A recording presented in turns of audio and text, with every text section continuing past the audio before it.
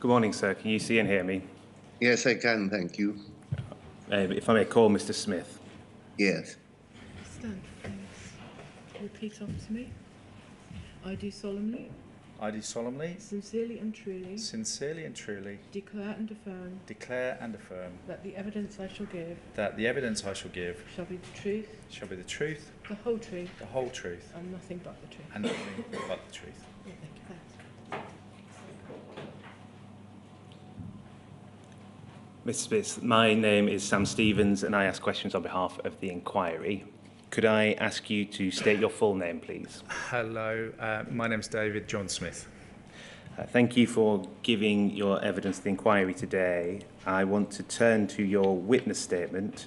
It should be in a bundle of documents in front of you, dated 23rd of February 2024.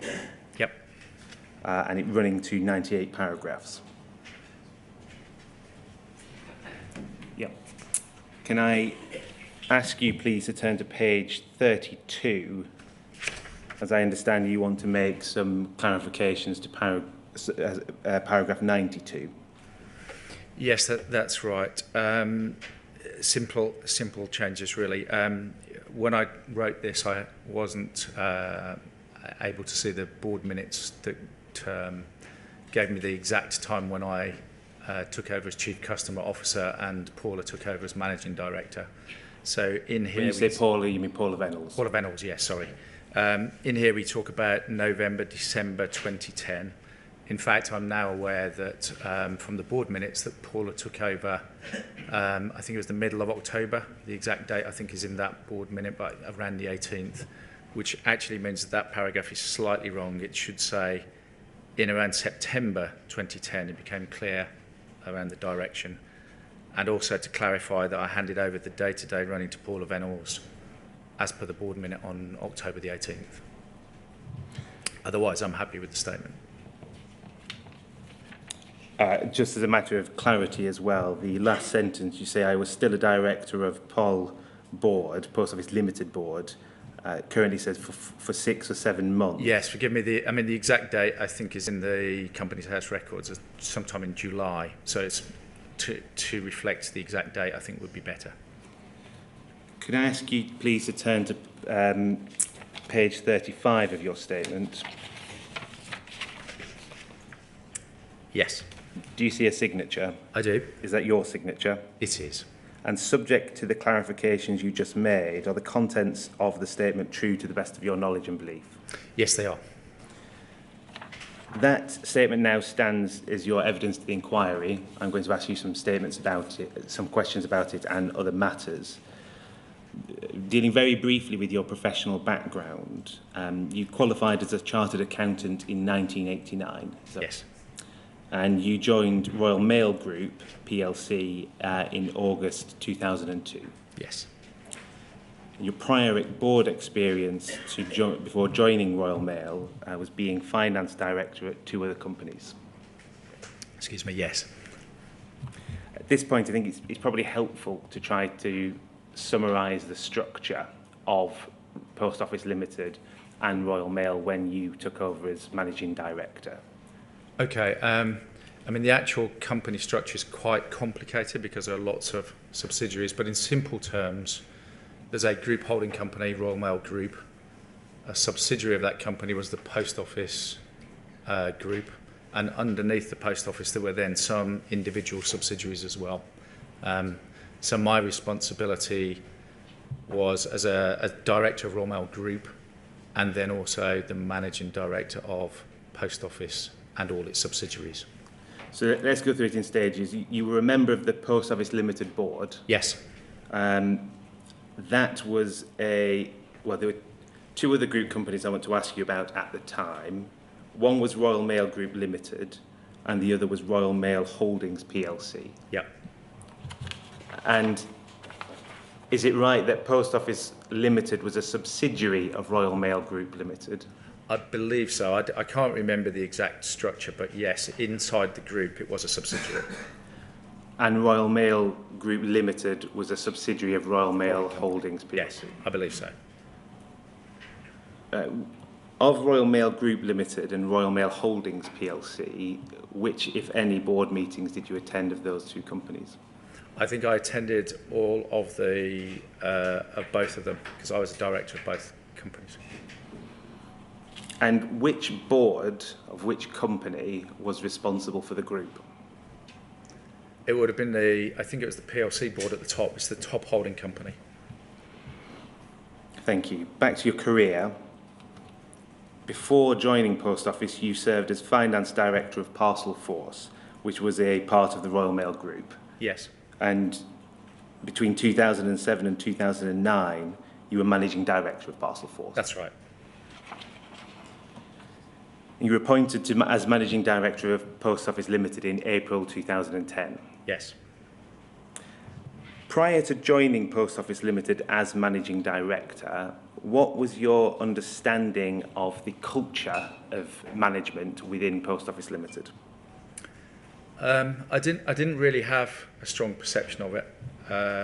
My time was in Parcel Force, which is a very separate subsidiary of the group, doing entirely different things.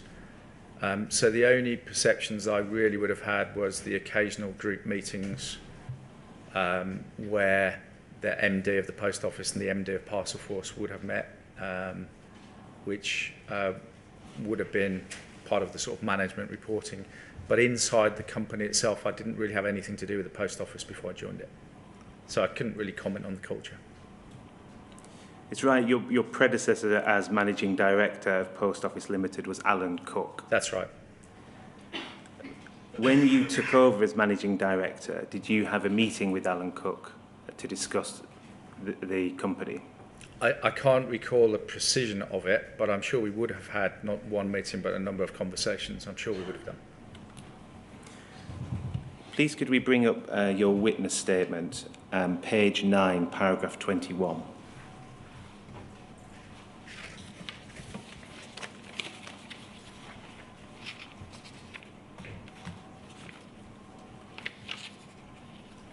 You say that your role as MD and company director at Post Office Limited, was no different to any other CEO or director role.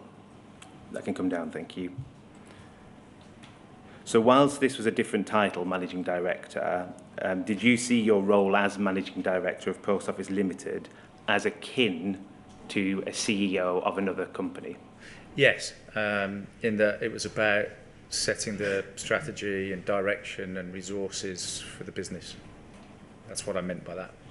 You remained Managing Director of Post Office Limited for, well, we've discussed it until October, start in April and then October 2010. When you joined in April 2010, did you expect your appointment to be a long-term one? Yes, very much so.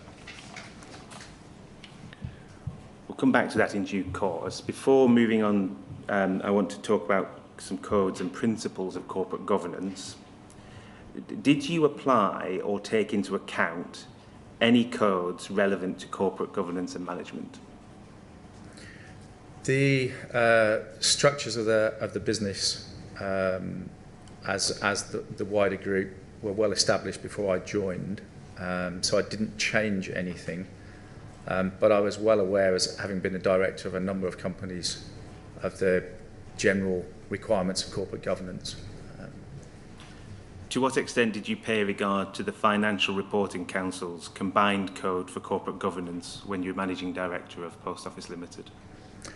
I think I was aware of it through the sort of annual audit cycle, and would have taken counsel, for instance, from the auditors as part of the management letter process as to the controls that were needed and the governance steps that were needed. So to that extent, I was aware of it. And in your view, were your expectations for the standards of corporate governance in a publicly owned company like Post Office Limited different to your expectations for a publicly listed company? Yeah, there is a difference. There's obviously the listing requirements from the stock exchange, for example, that lay out clear distinctions in terms of requirements. So I was aware there was a difference, but I don't think I spent a large amount of time thinking about that in that particular period. Would any of those differences which you understood there to be have affected your executive function as managing director? I don't know that I thought about that at the time, I'm sorry.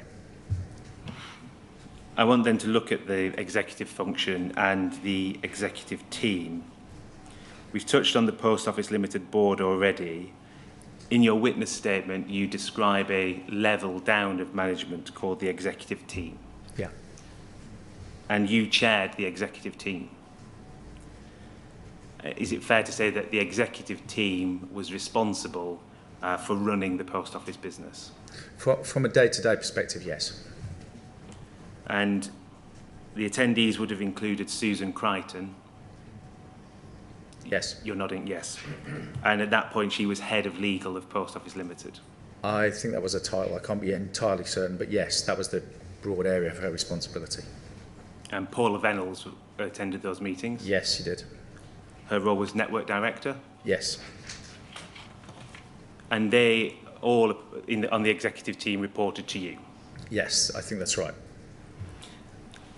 As managing director, would you accept that ultimate executive accountability for the operation of Post Office Limited rested with you?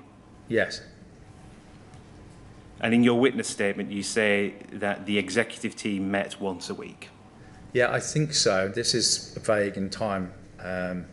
We would have generally been meeting to talk about day-to-day matters on a weekly basis. We probably met more formally once a month, and that would have been used to inform anything that then went up to the poll board. Can you just give a précis of what would have been discussed at the weekly meetings? So it would have been typically maybe we've got a new product launch. Are we ready for it? There's a particular question that's come in that we need to think about or answer from maybe the operation. We might have been talking about the sort of systems rollout that was taking place at the time, because we were looking at that on a daily, weekly basis in my early days. So it's the day-to-day, what needs to be fixed tomorrow, what do I need to be aware of immediately type of things, rather than anything, say, more strategic or long-term. And just so we're clear, Susan Crichton attended those meetings? I believe so, yes. And the monthly meetings within the executive team, were they where the more strategic decisions were made? Yes, they were more structured. So we would have been, for instance, looking at the financial results for the month, looking at the progress on the change programs in the business. We might have been reviewing investment cases that we wanted to take forwards to the board. So it was definitely more strategic, yes. And you referred to preparing things to then be taken up to the Post Office Limited board. Yes. Who was responsible for the transferring information from the executive team to the Post Office Limited board? Well, as a combination, we had a company secretary. The agenda would largely be discussed between the company secretary, myself and the chair. And there would have, I believe, have been a set of standing agenda items through the year that we would have expected to look at. For example, health and safety. And so those items would have been collated into an agenda, and then the company secretary would have pulled the appropriate papers together, probably with the help of my own exec assistant. Just to clarify those, that firstly, the chair and the company secretary, they didn't attend the executive team meetings?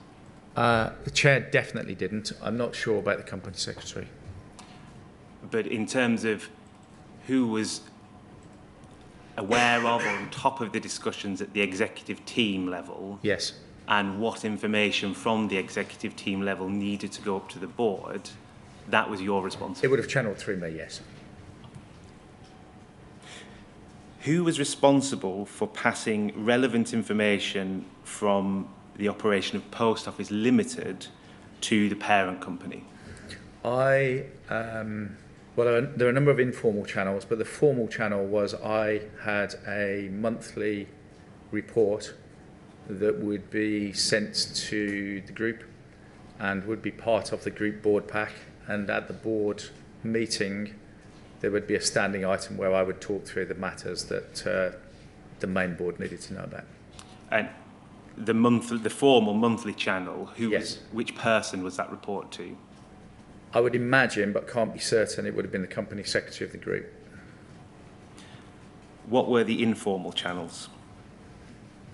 Well, it was a group matrix.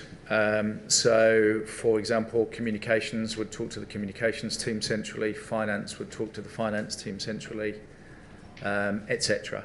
So those informal matrices would sometimes have a hard line into me, sometimes have a dotted line into me, and maybe a hard line into the finance director of the group. But those were what I meant by informal channels. So is it fair to say that from the executive team you had a responsibility to pass information to the Post Office Limited Board and to the parent company? Yes, yes. But there were other lines of communication below you between the Post Office Limited company and the parent company? Exactly so. Did you ever find that the corporate structure within the group obstructed or hindered the flow of relevant information through the group? I'm not sure that I did.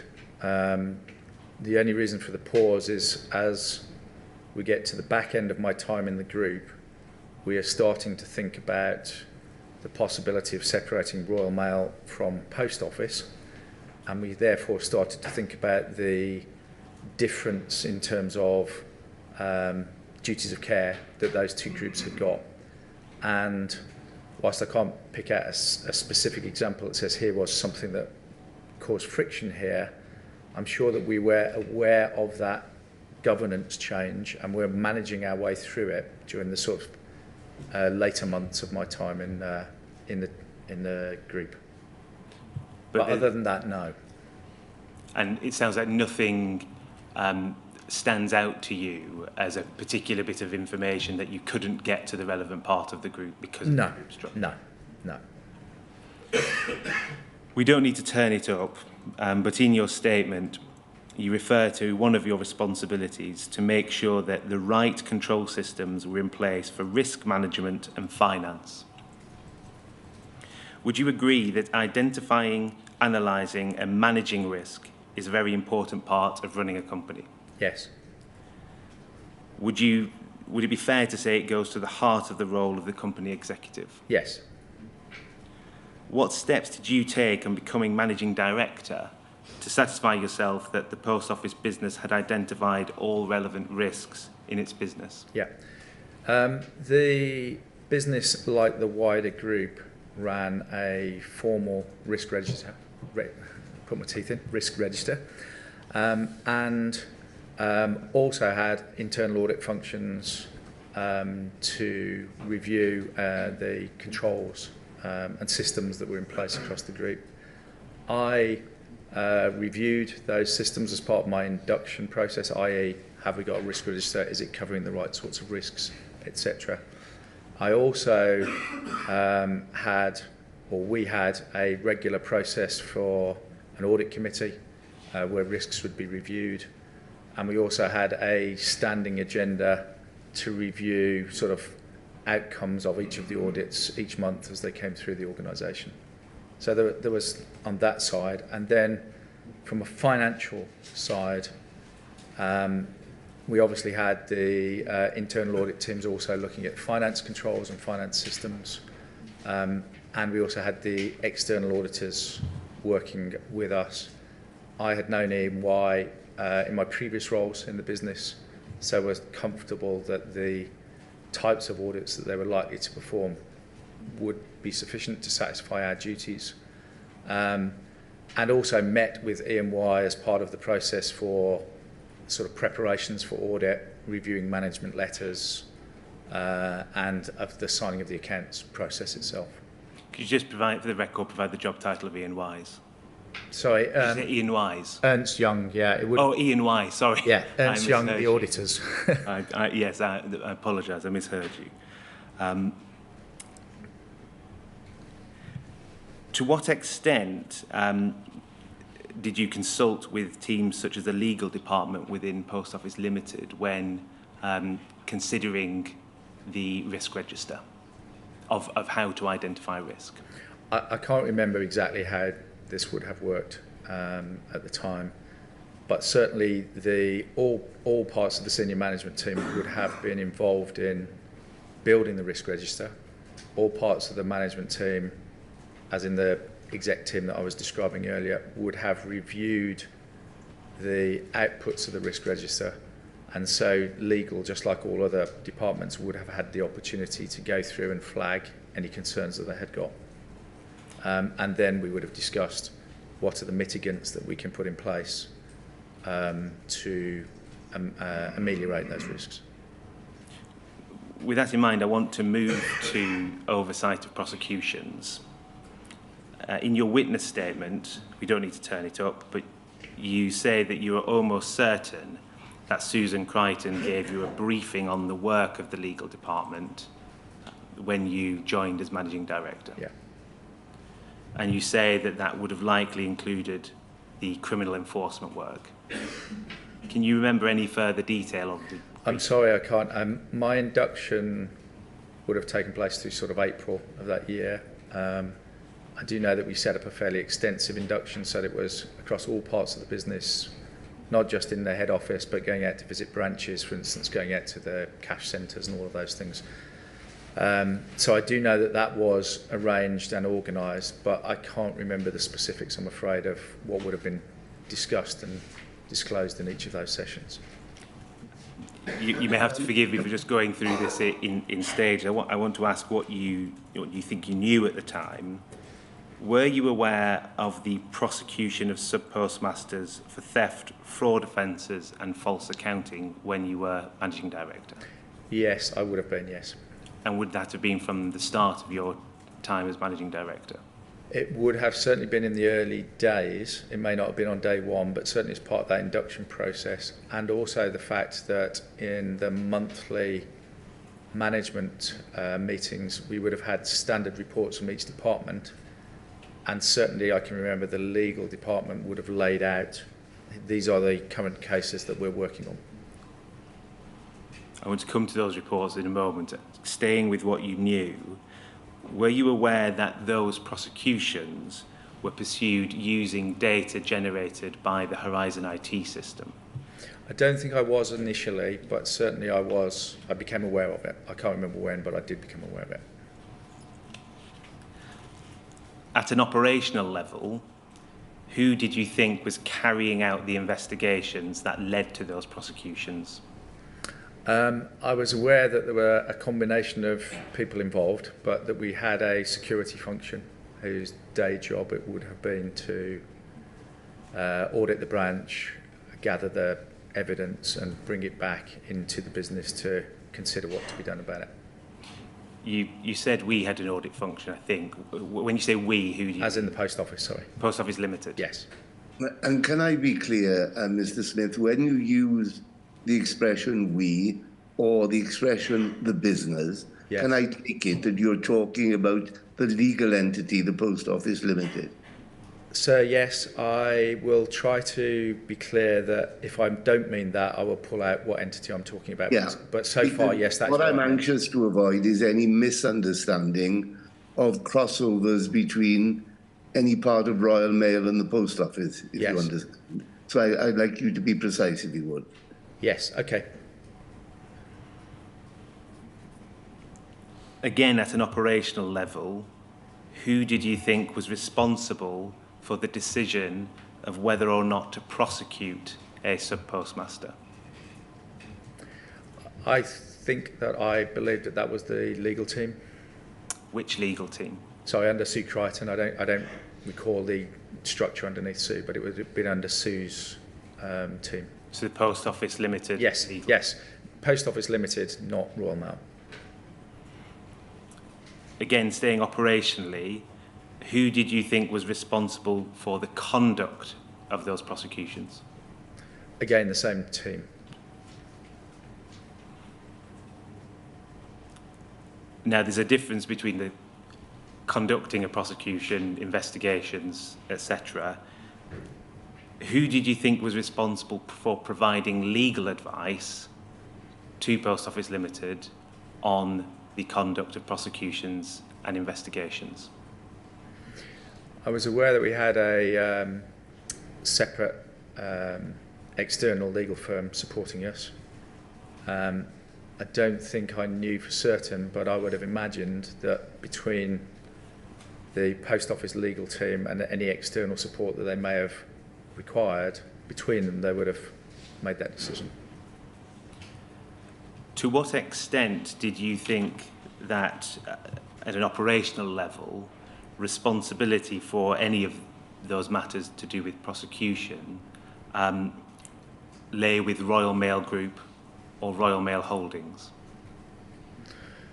Well, in that it was the Post Office Limited was a subsidiary of the group, there's clearly a reporting line and responsibility there, but I was clear that the conduct of all of the decision making lay in Post Office Limited through the legal structure that I described earlier, not at Royal Mail Group.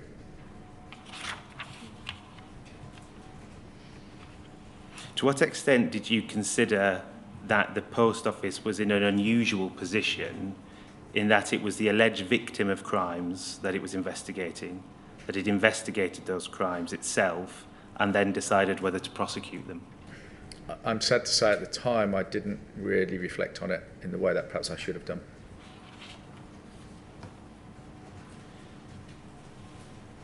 Presumably you accept that when carrying out the conduct of prosecutions, Post Office Limited was responsible for conducting them appropriately and lawfully? Absolutely, yes. And as you say, at your executive level, your evidence is that the Post Office Legal Department was responsible for the conduct of those prosecutions. Do you accept that you were ultimately responsible for ensuring that the Post Office Legal Department fulfilled its responsibilities to conduct investigations and prosecutions appropriately and lawfully? I mean, ultimately, as the managing director of that entity, yes. And what steps did you take to see that the prosecutions were conducted appropriately and lawfully? I think the initial conversations with Sue around the induction to the business gave me a flavour and a picture. I think the monthly reporting that came in through that structure to the exec team to review cases, but I didn't go beyond that to review the individual cases and the conduct of the cases. Please could we turn up your witness statement, page 10, paragraph 24.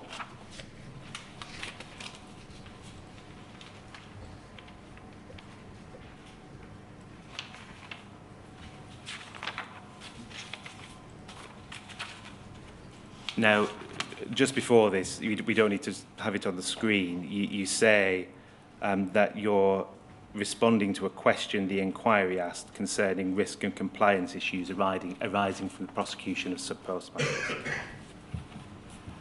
And in paragraph 24, you say, as a Crown Office, Post Office Limited dealt with the public money and therefore had a responsibility to protect the public purse. And you expand on that. Towards the bottom, 4 lines up, you say, I cannot recall thinking that any risk or compliance issues arose from Post Office Limited undertaking this role, but with the benefit of hindsight, and in light of the wrongful prosecutions, I can see the inherent risks in the prosecutions taking place in-house and not by an independent enforcement authority. That can come down, thank you. What do you consider those inherent risks to be? I think that the sort of passage of time has shown that conducting the case, gathering the data, acting as the prosecution can lead you to a position where you might not think as independently as you should do about the quality of the information. Have you disclosed everything? Have you presented the case in a balanced way. And I think those kinds of risks are clearly there. I think the other danger is that potentially the balance of probability might be stretched too far in terms of whether to take a case through a legal process or not. Can I ask you to expand on what you mean by that? Yeah, so I mean, I think you should only take a case on where you think that, in layman's terms, you're certain of the facts, you're certain of what the case is, you're certain that somebody's guilty. It is possible, I'm not sure that I ever saw this, but it's possible that, you know, that 100% picture might change. You might take a 90% picture or an 80% picture. I never saw that, but that's the type of risk that I was thinking about when I wrote that comment. Why did it require hindsight to identify those risks? I think at the time I was not focused on the level of controls, the level of risks associated with what we can now see. That's the issue.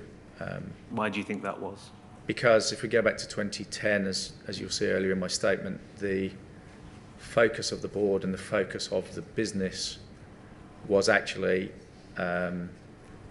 almost entirely around the separation of the post office from Royal Mail Group, a new party coming in from government, the need to refinance the business, which was fundamental to its long-term existence because it was coming to the end of a funding package with government, and more latterly the Bank of Ireland sort of final knockings of the banking crisis from 2008, and those elements, sad to say, were actually where the board was fundamentally focused through most of the time that I was with the post office.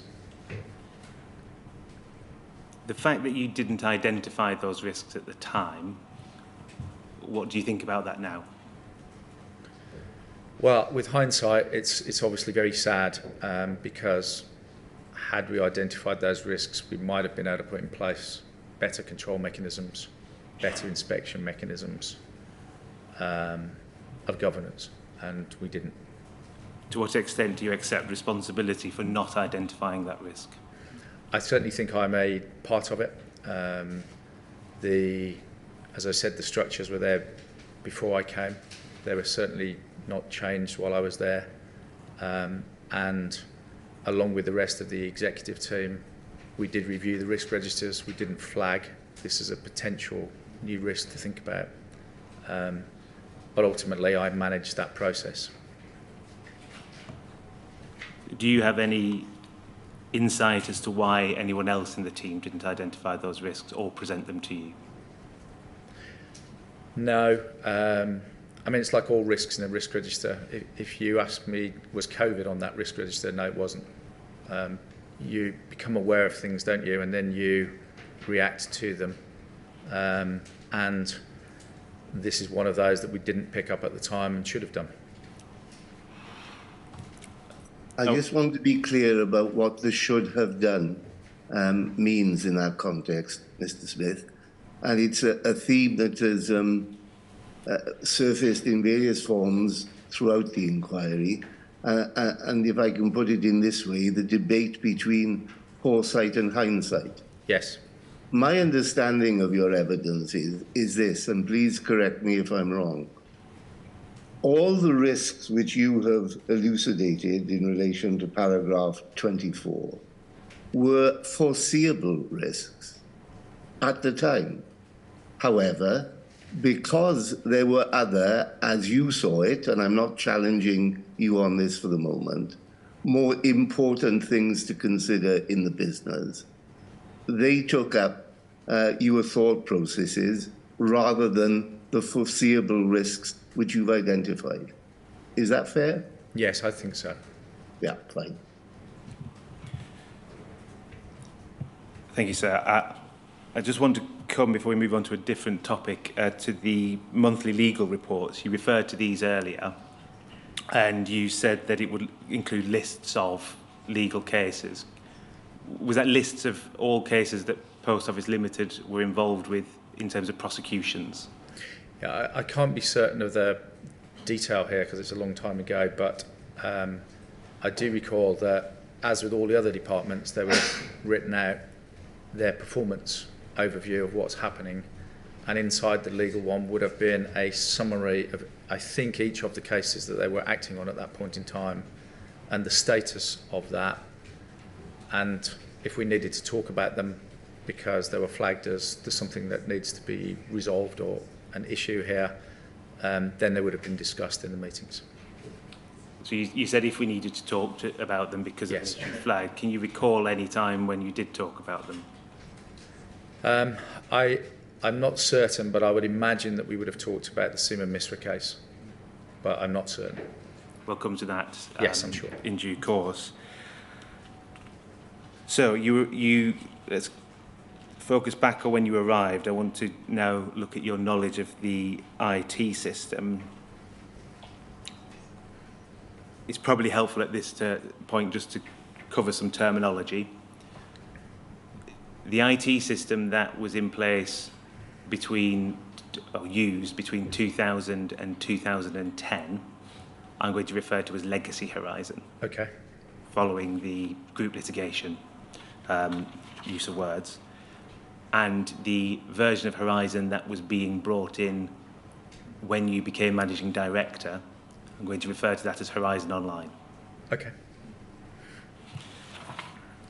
In your statement, you say that you were not aware of any bugs, errors, or defects in the Horizon IT system when you joined.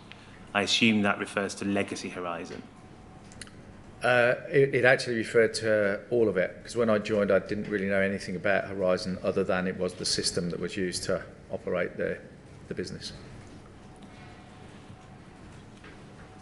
Did you think that the Horizon IT system would have been completely free of bugs, errors, and defects? By the Horizon system, do you mean legacy or? Well, let's deal with both. Okay. First, Legacy Horizon. So certainly in terms of the legacy system, it had been in for many, many years. I didn't envisage there would be material problems with it at that point, no. In terms of the online system, I was aware that we had been going through pilot very quickly into my tenure, as we'll no doubt discuss in a minute. I was aware that there were problems with freezing accounts, and it didn't strike me as particularly unusual with a new system coming in for there to be a bug of some sort that needed to be resolved.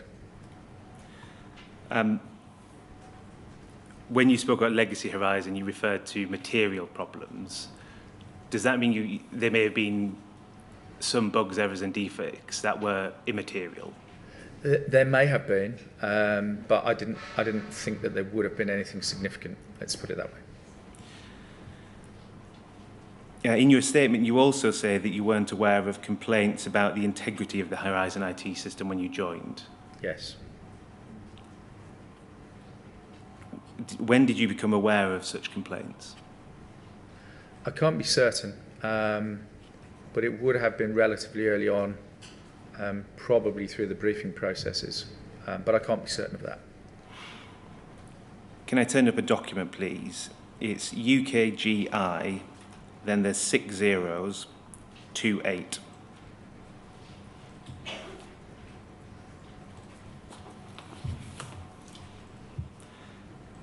So this is a letter. It's from Alan Cook on the 13th of October 2009. That's your predecessor. Sent shortly, well, half a year before you joined. Yeah, could I have a moment to read it? Because I've not seen this before today.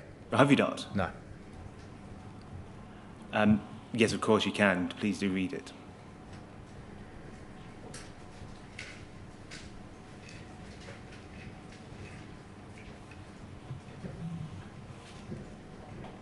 Thank you. Could we move on, please?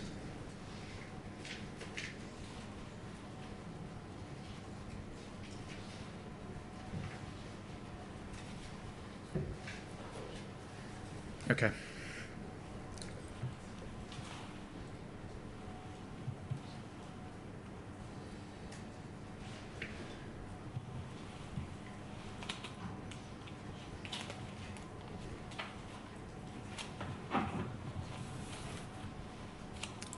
We read that. Thank Yep. you. If we could go back to the first page, please.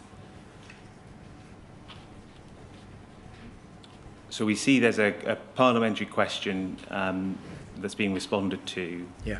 It says, to ask the Minister of State, Department for Business, Innovation and Skills whether he has received reports of errors in the Post Office Horizon system which have led to postmasters or postmistresses being falsely accused of fraud, and if he will make a statement. And you've read the response that's there. That can come down, thank you. Do you remember if you were made aware of that letter during the process of joining? Based on the fact I've never seen it before, I don't think so. As I said, more generally, I was made aware of some of the challenges that Horizon had encountered through my briefing into the business, but not the specifics of that letter, no. I just want to break down those challenges. Are you referring to challenges in legal cases, including prosecutions? No, I'm really thinking more about I've been made aware of the Computer Week sort of press type of noise that was out there. That's what I'm thinking about. So are you referring to the article by Rebecca Thompson published on the 11th of May 2009? I believe so, yes. Yes. And that article reported on allegations by sub-postmasters, at the time allegations by sub-postmasters, that they had been convicted or held liable on the basis of data generated by the Horizon IT system, which they claim was unreliable. I believe so, yes. What did you make of those complaints when you first heard about them? Well, I mean, I obviously asked about why we believed our system was robust and why we were continuing to be successful through cases, the themes of which are not dissimilar to what ultimately came through later in the Rod Isme report that we'll no doubt get to. So let's break that down.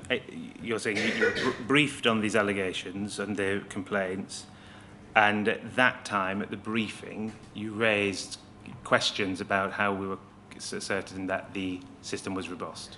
In the round, yes. I didn't. This was not a huge probing exercise to get to the bottom of every single case. This was a, okay, well, why did we think we're okay kind of conversation. And that was as far as it went. Do you remember the response you were given when asked those questions? I think it was along the lines of what eventually comes out in the Isme report. In other words, the system's pretty much tamper-proof. We've got strong audit records. We've got independent security going around checking and balancing. And the court cases that we've held have been largely successful. So it was kind of at that level rather than anything more detailed. And who told you that? I think I can certainly remember having conversations with Paula. I think I had conversations, Paula Venables, and I think I had conversations with Susan Crichton as well. But I can't be certain beyond that. At that point, were you aware of any concerns about how the sorry, I'll start that again. Were you aware of complaints about how investigations were handled by Post Office Limited? At that time, no, I don't think so. We're talking about April as part of my induction into the business. Okay, please can we bring up POL 20106867.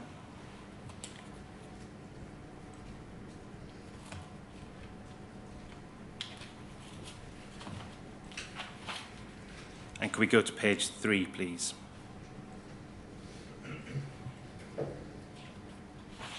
And down to the email midway, thank you. This is an email on the 26th of February 2010, so before your time. It's from Andy Hayward, who was Senior Fraud Risk Programme Manager in Post Office Limited's security team. Do you remember working with him? I don't really know. Now, I think it's important to make one clarification here before we move on. You'll see there's a recipient list on the right, and in the CC column it says David X. Smith. The inquiry understands that's not you. Correct. That would have been the IT, David. I know you've had a few issues with this over the course, but this is not me. No, I was David Y. Smith on the systems. The email says, following our conference call today, below is a brief summary of the agreed activities to progress the next steps in relation to the above piece of work. You see the above piece of work is subject challenges to Horizon. Point 1, it refers to gathering information on past and present cases with reference to the Horizon challenges. Point 2 is that information security were to conduct initial investigations and provide terms of reference outlining remit and requirements to carry out full investigation. And 3, subject to agreement of 2 above, conduct full investigations into integrity issues with conclusions report provided. Once investigated and conclusions drawn, gain external verification to give a level of external gravitas to the response to these challenges. That can come down, thank you. Were you aware that Post Office had considered conducting full investigations in response to challenges to Horizon integrity in February 2010? No. It's clear, isn't it, that those challenges hadn't been resolved by the time you joined as Managing Director? It is now. I'm not sure that it was when I joined. Why do you think you weren't briefed on or told about that plan to do an investigation? I don't know.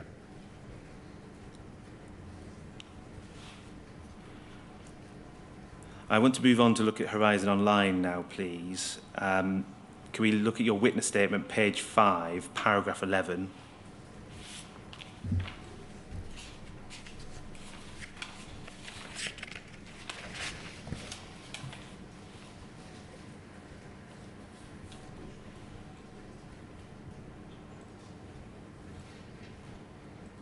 You said the board was responsible for the rollout of the upgrade of Horizon to Horizon Online, and therefore this was ultimately my responsibility. I feel important to point out that in light of the major issues facing the business outlined above, my primary focus was on keeping the business afloat in a financially precarious time, and as a result of this, and the fact that the rollout was already underway, Horizon Online was a lower priority. I want to explore that. Could we look, please, at POL then 4 zeros 1615?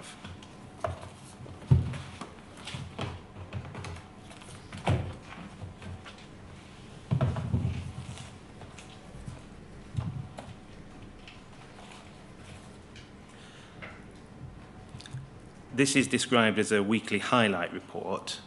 It says Forward 1 to 11 programme at the top. And it's for the period 9th of April to 15th of April, so when you joined. You comment on this in your witness statement. Could you just summarise briefly what this is? Yeah, there's a change programme that was running through the business called Forward 1 to 11 was the way it was badged.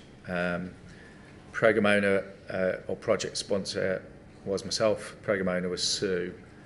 This is a weekly update to us on the status of each of those programmes, one of which was the Horizon rollout. Horizon Online, I should say, sorry.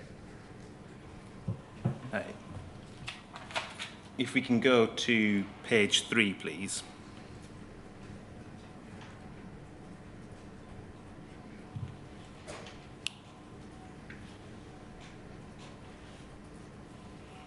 It says what did not go so well this week, and Horizon Online. The Horizon Online pilot continues to run at 614 branches before the branch migrations remain suspended due to the series of live service interruptions which have occurred since 26 March. And it continues. So you were aware of issues with the Horizon online rollout from Oh, the outset? absolutely. I mean, my comment in para 11 of my statement doesn't mean I wasn't working on Horizon. I was at a couple of points, significant points. One of them is here.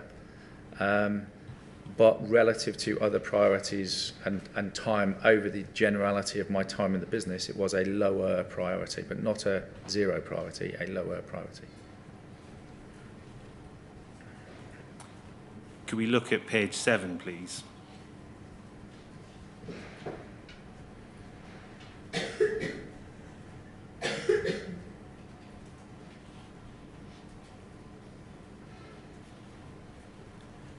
We see here there's a form of risk registers. Yep. And page 11, please.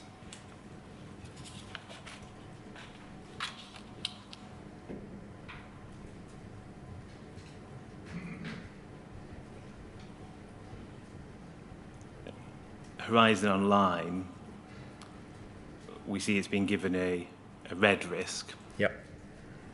There's a series of crossed out dates, which is the planned dates column, which we see the full rollout commencing has been pushed back, and then it's TBA.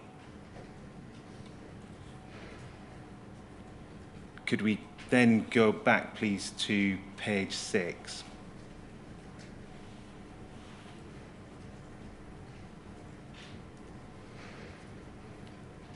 New or major risks, AEI product. And this says DVLA go live is dependent on HNGX, that's Horizon Online, implementing routers into all required branches by the date agreed with the client. So it's fair, isn't it, that the Horizon Online rollout and the delays was having effects on the business across the board? Yes. That document can come down now, thank you. And you were aware of those knock-on effects?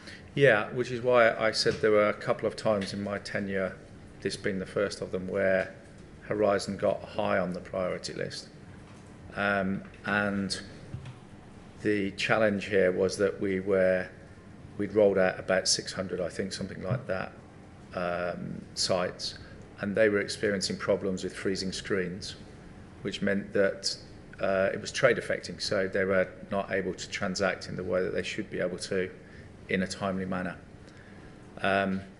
We were very well aware that if we could not fix that problem relatively quickly, we would have to roll back to the legacy system.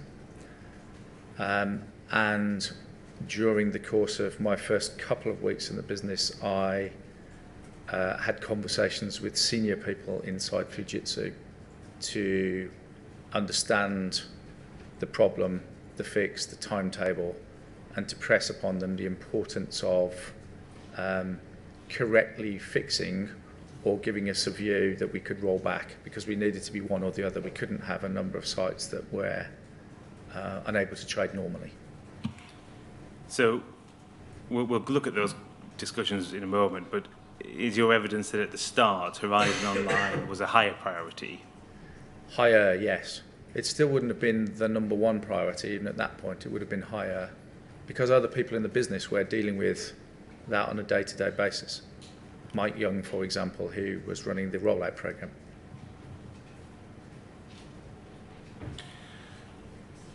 Could we look at FUJ, then 2 zeros, 174292?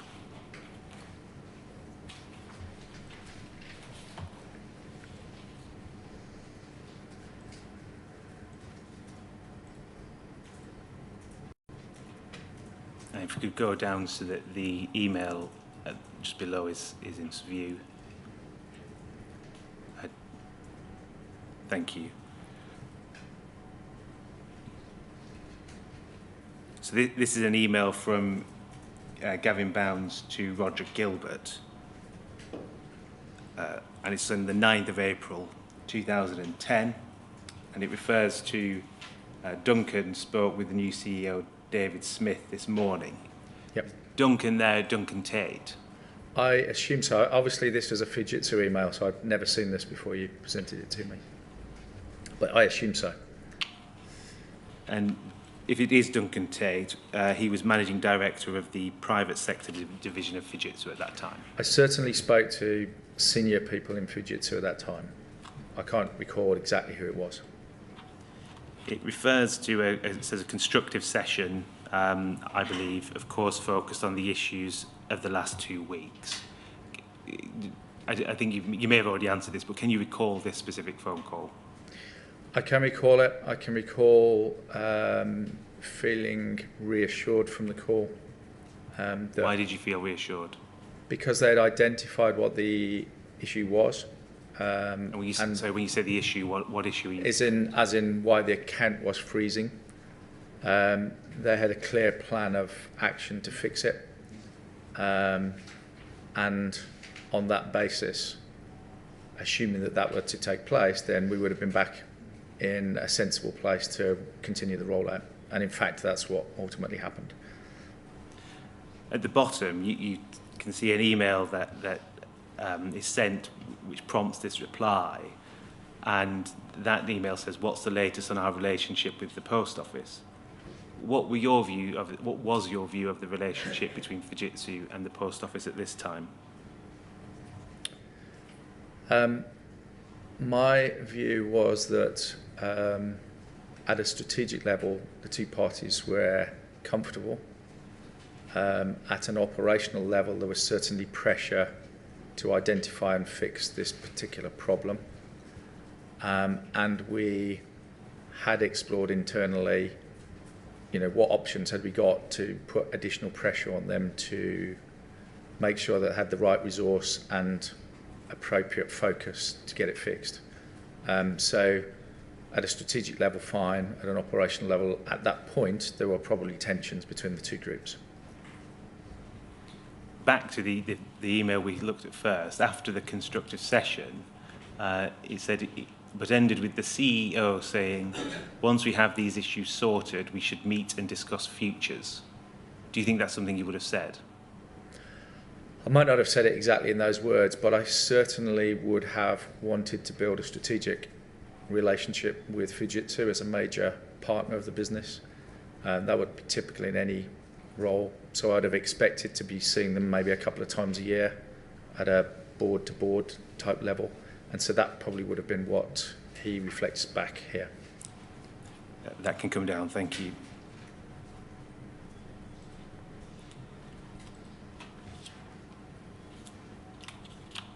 Can we turn then please to FUJ 20142190?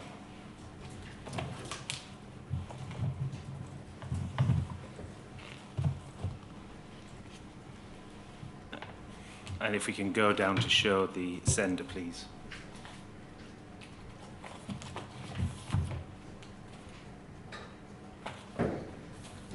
Apologies, catching up in my paper bundle. That letter is from Alan Dalvarez, sent on the 8th of April 2010. So a day before the conversation we referred to. Did you see this report at the time? I don't recall ever seeing it at the time. That's not to say I didn't, but I don't recall seeing it. So it's a draft report prepared by Fujitsu in response to a request by Post Office regarding a particular technical issue, which we can look at if we go over the page, please. It says, background, during branch trading statement. Pausing there, what does branch trading statement mean to you?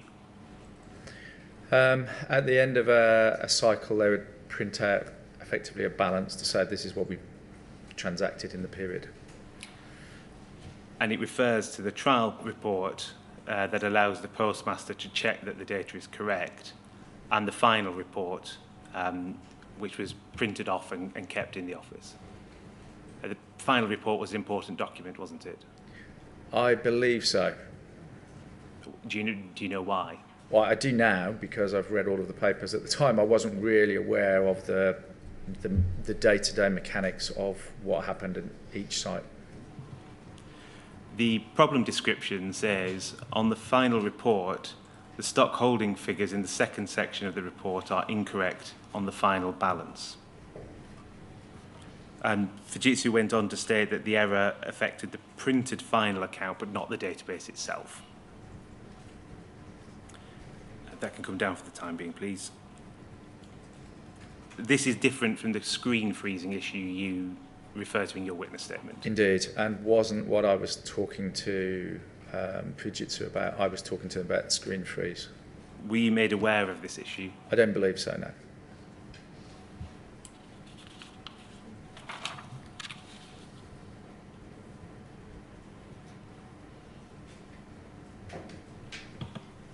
Could we look, please, at FUJ 30-95628?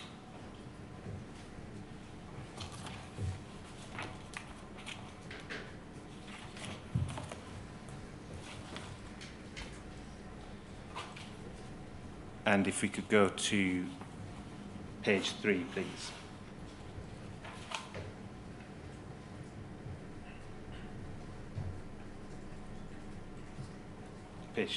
Page two, sorry. Yeah, there we go. Thank you. So we see that this is an email from Duncan Tate on the 10th of May.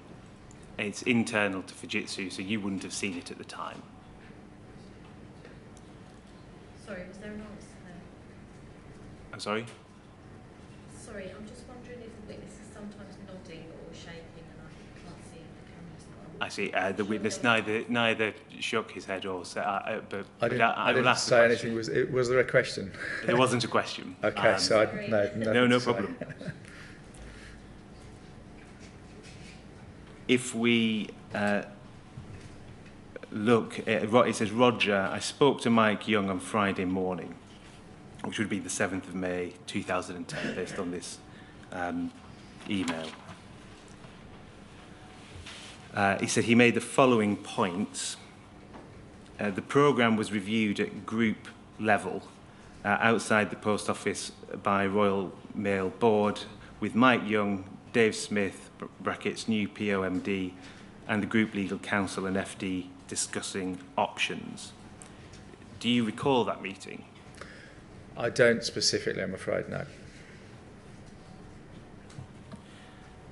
And it states in the paragraph with the bullet points, their confidence has been knocked due to, 1, ongoing issues with Oracle stability impacting HNGX stability. Was that a matter that you were aware of? That is what I think of as the freeze account. I think that's what that means, or that's what it meant to me at the time. The data center outage? I was aware there had been problems with uptime at the data center, yes. And the outage caused by Fujitsu operator error last week, which caused... I'm not really sure I was aware of that one. We then looked to a series of requests that Mr. Young made. If we go down to the numbers, thank you. So based on advice from Group Legal Counsel, Mike feels he wants some assurance that the P&L for the account is sustainable over the short and long term, so they can see we can invest and provide the resources necessary to get the problems fixed. This will look like some form of an open book arrangement. Do you remember that request being made?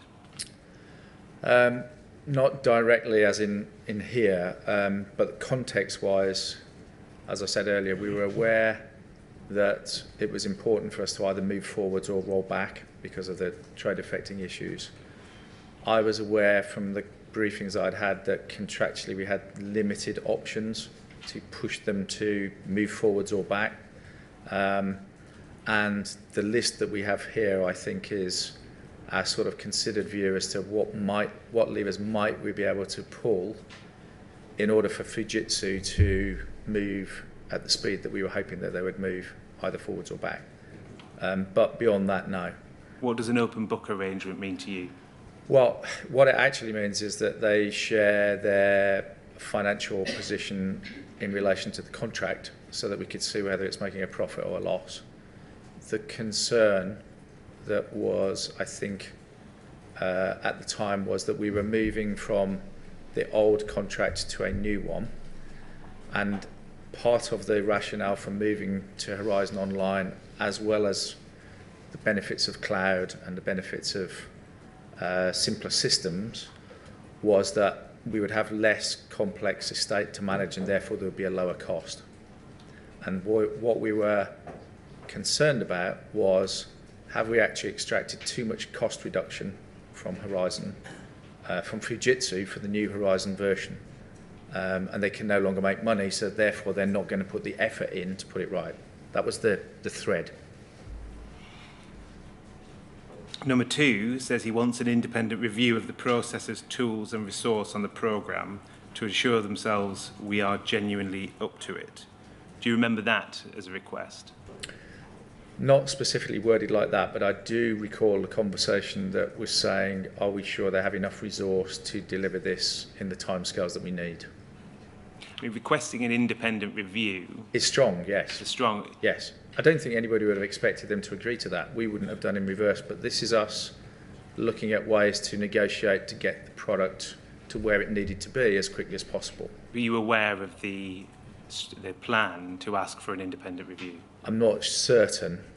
I probably would have been, but I'm not certain. As you said, it's a very significant issue. Yes. This reports that it was a call with Mike Young following a discussion at group level, which includes you. You say it may have happened, you're not certain. How confident or unconfident are you that you would have been aware? Well, unfortunately, it's 14 years ago, and I just can't remember the meeting. I think it sounds like I would have known about it and should have known about it, so it's likely that I would have known, but I'm not certain.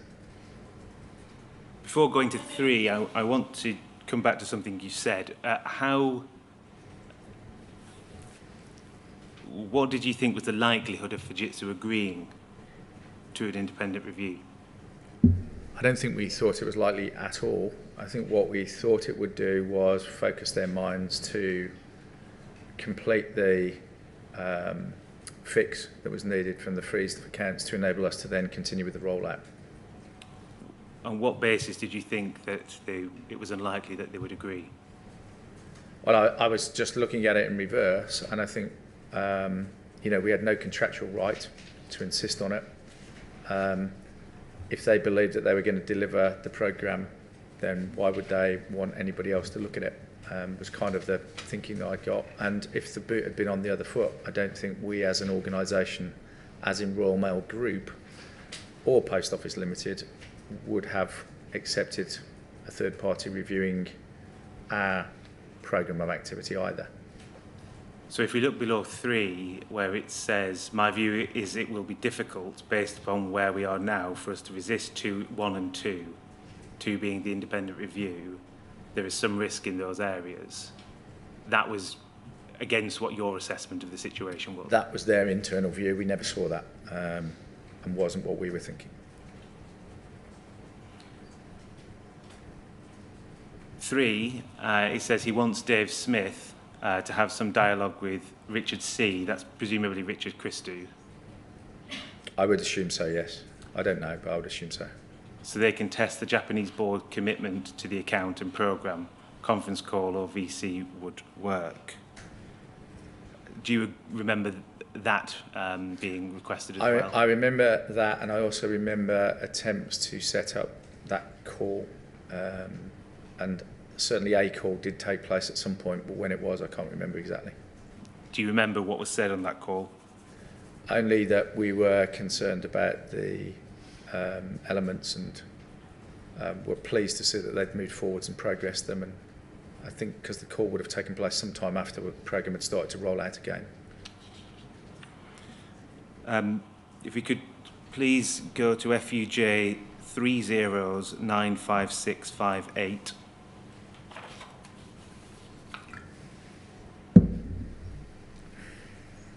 So it's a letter of the same day, 10th of May 2010. This is from Mike Young to Duncan Tate. You don't need to go through all of the letter. It covers very similar ground. But if we could go to the bottom of that page, please.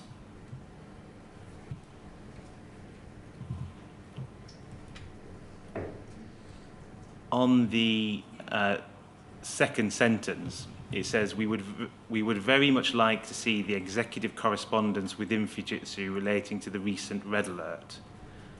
This, we feel, would give us an understanding of how the executive management within Fujitsu are aware and responding to some of the problems we have seen in rollout.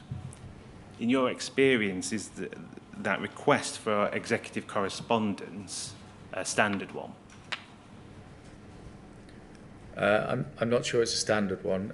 I certainly have used similar tactics to get suppliers to move in the directions we wanted to in other organisations, but it's not standard, no. Why did Post Office want to see that, or did you expect to be able to see that correspondence? No, I mean, again, it goes back to we were looking for levers to ensure that they were moving forwards with the programme, because we either needed to revert back or to the old legacy system or move forwards. We couldn't stay where we were. And at this stage, had the relationship with Fujitsu and Post Office, had that changed since when you first joined? I don't believe so. Not at a macro strategic level. I don't think it had. We're going to come back to that theme, but I want to stay chronologically for the time being. Unless it may be a good time to break looking at the time. Yeah, fine, Mr. Stevens. When should we resume? Should we say 25 past, sir? Yeah, that's fine. Thank you.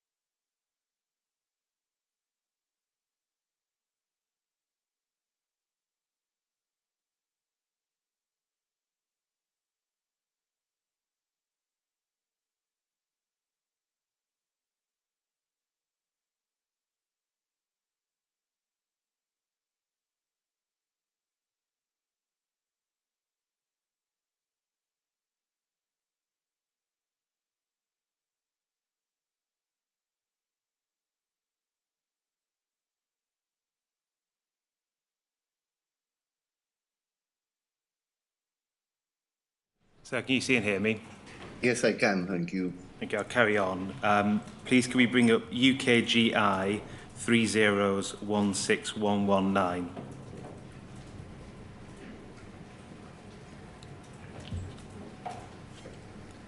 This is a letter to Sir Edward Davey, then MP and Minister for Postal Affairs, from Alan Bates on the 20th of May 2010.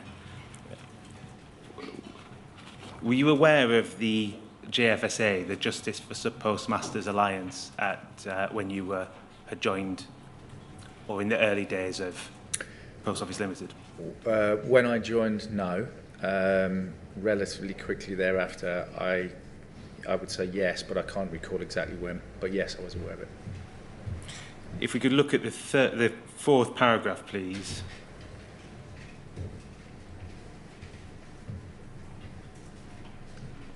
And the last sentence says, though an independent external investigation instigated at ministerial level would be the most appropriate, and without any doubt easily find evidence of the error-ridden system. Had you seen this letter to Ed Davey at the time, or when you were Managing Director of Post Office? I think at the time the letter was written, not directly. I'm pretty sure, though, that in the correspondence in sort of July time from Biz, it would have been part of the bundle of papers that would have come across from Oliver Griffiths, I think. He was saying, essentially, we're getting some inbound queries that you need to address, essentially is what he was saying. So I think I had seen it at some point, but not exactly at the date when it's dated here. Please can we bring up POL 20417098 and page 5, please.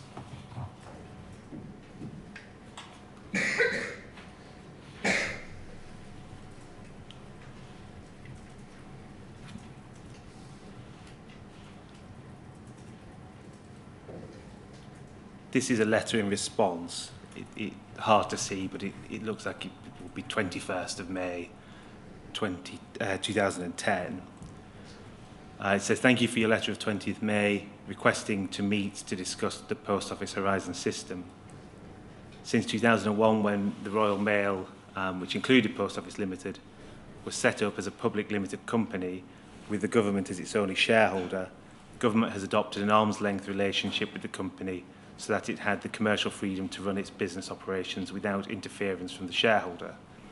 The integrity of the Post Office Horizon system is an operational and contractual matter for Post Office Limited and not government. Whilst I do appreciate your concerns and those of the Alliance members, I do not believe a meeting would serve any useful purpose. That government position, that these Horizon issues were an operational matter for Post Office Limited, is that something in which you were consulted whilst you were Managing Director? I was certainly having conversations with both Biz and shareholder executive as sort of preparation and briefing notes for the minister coming in.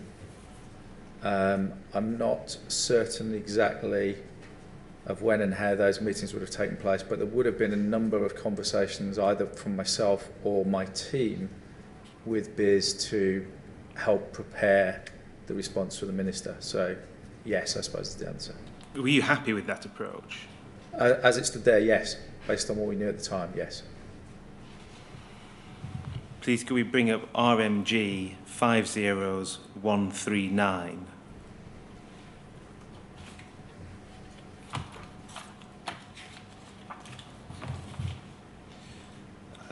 This is a report that you gave to the Royal Mail Holding Board. It says May 2010, but over the at the end we don't need to go there. We'll see it's dated June 2010. Could we look at the bottom of the first page, please?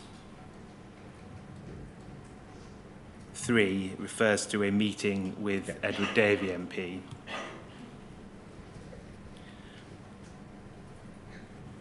And if you could just read that paragraph to yourself.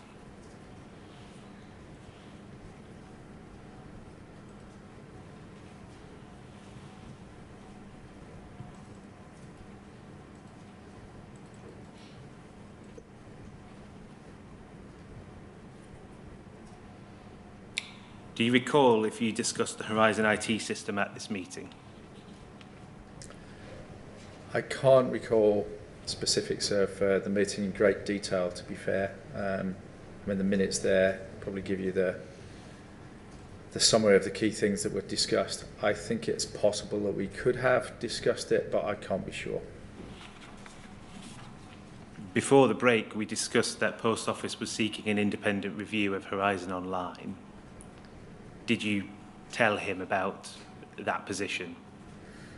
No, I think what we were talking about, if we were talking at all, would have been that by the time we're talking here, we're in early June, I think, that the rollout had now recommenced and that we were on track to complete it sometime in the autumn, probably September, October time. So the events of the previous couple of months ago had resolved themselves. So I don't think we would have spent time talking about that particular issue. Well, let's look at that. Can we go to FUJ 3096312, please?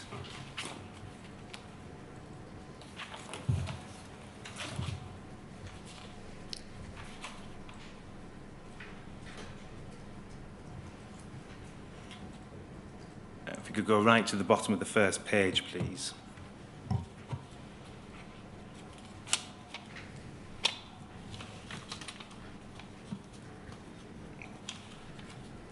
It's an email Duncan Tate to Mike Young on the 29th of June 2010. So after your meeting with Ed Davey. You could carry on, please, into the body of the email.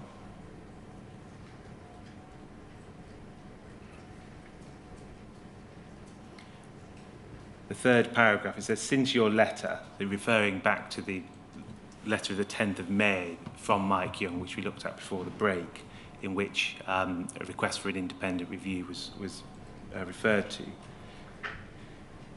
So I'm extremely pleased with the progress that has been made. We have located the source of the troubles and taken steps to rectify the issues, and we have now recommenced the pilot. Currently, counters running on HNGX stand at just under 20% of the estate. We are now rolling out at about the maximum levels originally envisaged, with no further sign of the problems that initiated our discussions. Tuning will continue, and we expect to emerge from the pilot with high levels of confidence for the remainder of the deployment. It goes on to refer to the deficiencies in the product code.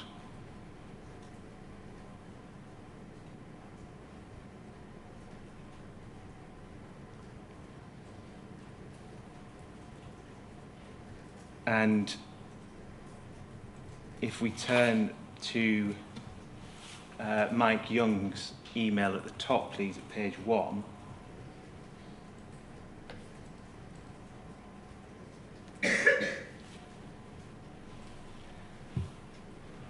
This is on the 30th of June, so the day after.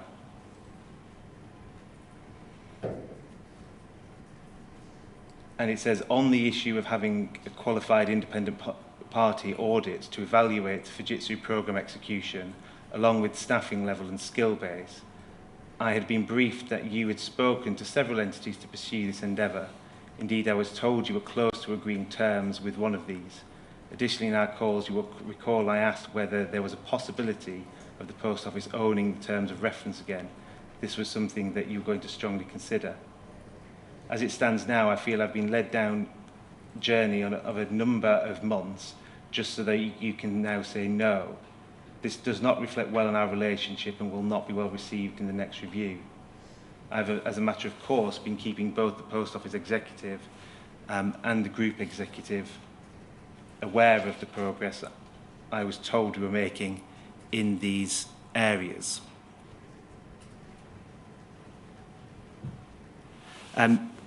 So is it fair to say, following your meeting with Ed Davey on the 30th of June, Post Office was still seeking to pursue an independent review of Horizon Online? I'm not certain, to be honest. I can't recall the details here. I do know that we were at this point somewhere around 2,000 sites rolled out from the sort of 600 back in April, and that the plan was on track to complete the rollout in the autumn. So from that perspective, the imperative of meeting and forcing the review had diminished somewhat, but I can't recall the detail. Well, the email from Duncan Tate says, at this crucial phase of the programme, we can see no benefit and will not be pursuing a third-party review. That's quite stark, isn't it? Yes, it is. And you can't recall what you made of that. Well, I think I can't recall the detail of this specific email exchange, but I can recall that at that point in time we were rolling forwards again at pace, and that had that to continue, which it did, then we would have been content to have completed the rollout. I take it you don't recall anything further what happened after this email? No, I'm sorry, I don't. I mean, this would be more in Mike Young's space, because he was managing the day-to-day relationship here. Well, looking at this now, how did this affect, or did it have any effect on the relationship between Fujitsu and Post Office Limited? I don't think at the time I was viewing it particularly different from where I was in April. What I had seen was a conversation high up into Fujitsu with myself, following which there was action. The programme did start rolling out again and actually completed later in the autumn. So at that level, the relationship was okay. Could we go to POL 404669?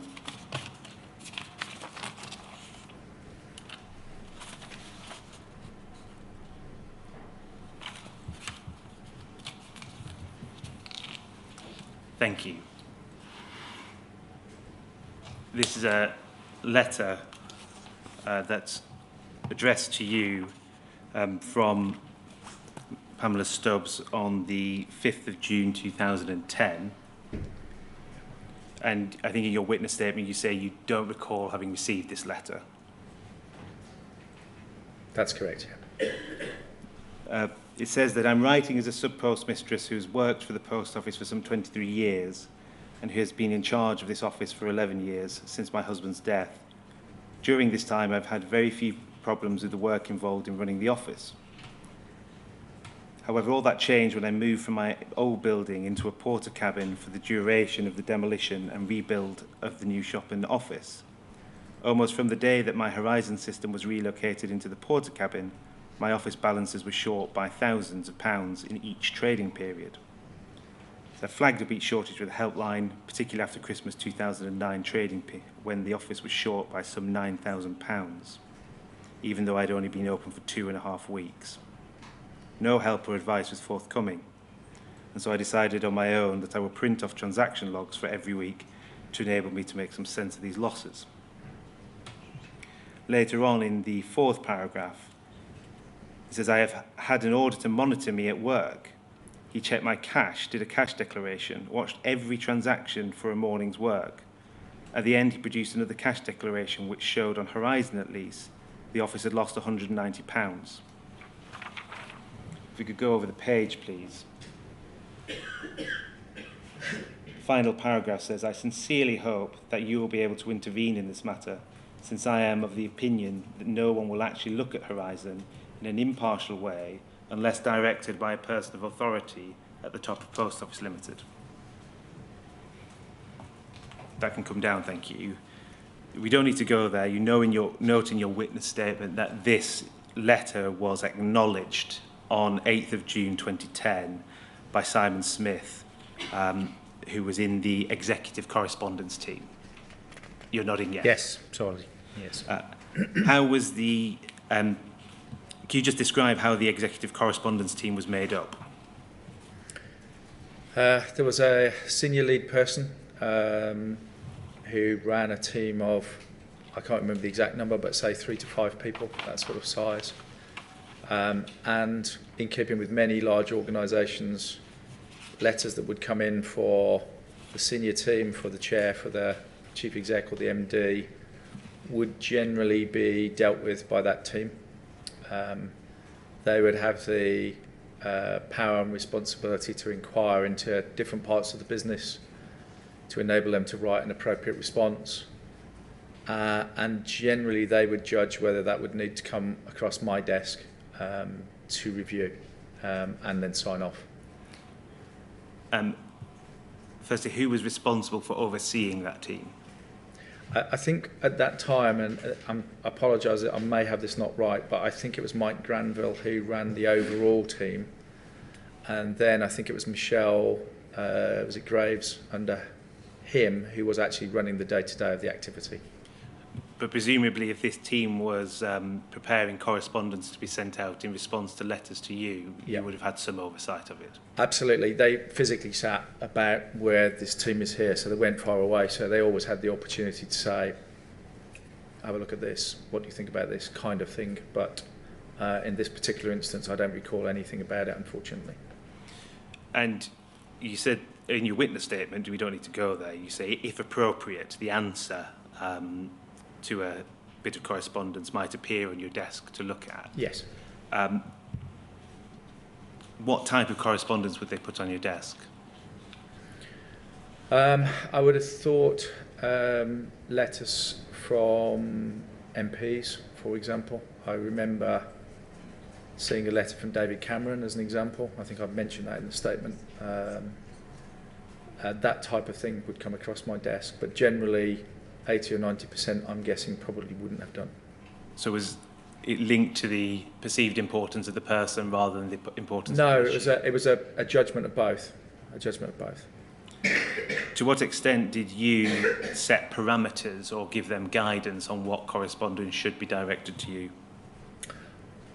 I don't think I did, because that was already in existence before I joined, and I let it run as it was running. And do you know what that guidance specifically said, or was it just in accordance with the evidence you've given? I don't know, I'm sorry.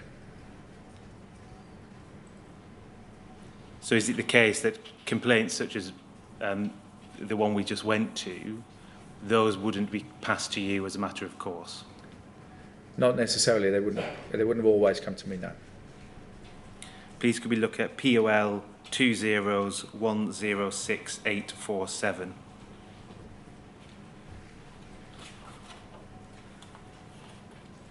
And if we could go to page 13 at the bottom, please.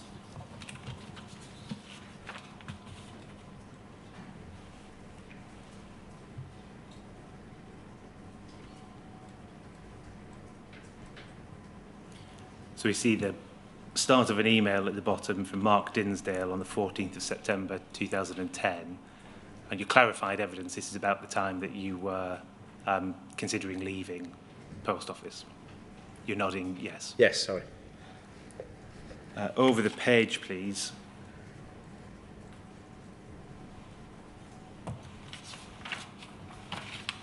It says this is quickly... I should say, sorry, it refers to the Barkham Post Office, which is what we're considering here. Right. So this is quickly turning into a bit of a problem. This is a potential fraud where losses occurred when an SBMR moved into a porter cabin but ceased the moment she was suspended and somebody else run the office. Firstly, do you know, well, was it usual for complaints such as this still to be investigated and not responded to months after they were made? I can't comment in general terms, but I would have expected at least an initial response to say we are investigating it. As I said earlier, that was done on the 8th of June. Yes. I'm talking about a finished, investigated response. What? Sorry, repeat the question, I'm not quite sure. Of course. To what extent was it usual for the executive correspondence team to take several months to come back with a substantive response to a complaint such as the one we saw earlier? I don't know. It would have depended upon the nature of the issue and what needed to be done to investigate it, but in this particular case, they're obviously investigating deeply what happened, so I'm not surprised it took a while to respond. In the fourth paragraph, or maybe the last paragraph. It says, this now leaves us in a difficult situation, with the SPMR writing letters to Dave Smith, her MP, and no doubt countless other people. This is high profile. She has also joined the SPMR's fight to question the integrity of Horizon. It being described as high profile, do you think this is something that would have come across your desk at any point? I don't know. I would have hoped so, but I don't know that it did. Please could we turn to FUJ 20121097 and page 2, please. If you could go to the bottom, please.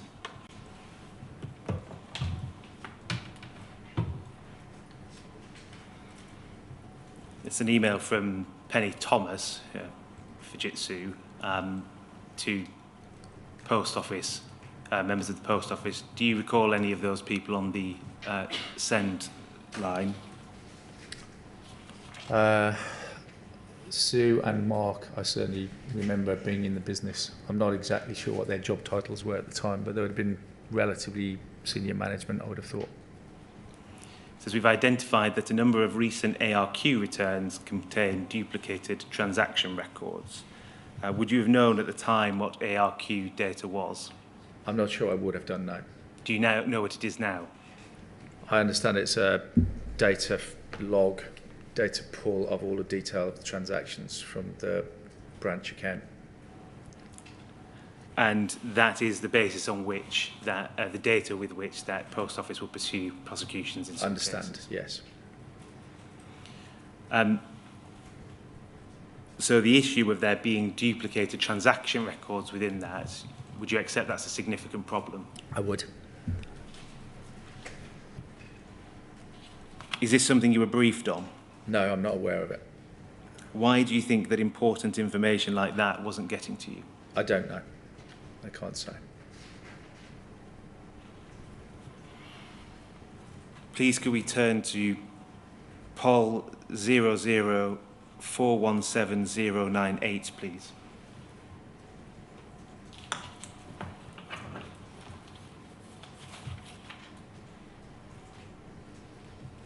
And page 13, please.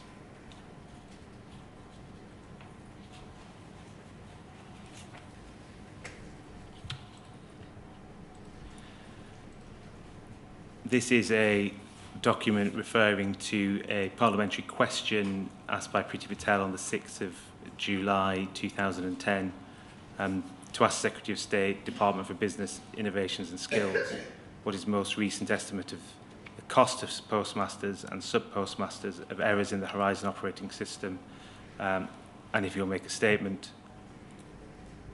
And that the department asked you to respond to Priti Patel in a letter. Yes. Thank you. What did you think your personal obligation was when writing to MPs such as Priti Patel to respond to questions? The same as it would have been to anybody else, to respond in a factually accurate way with what I understood to be the position. Could we look at your letter in response, please? It's Pol 401762.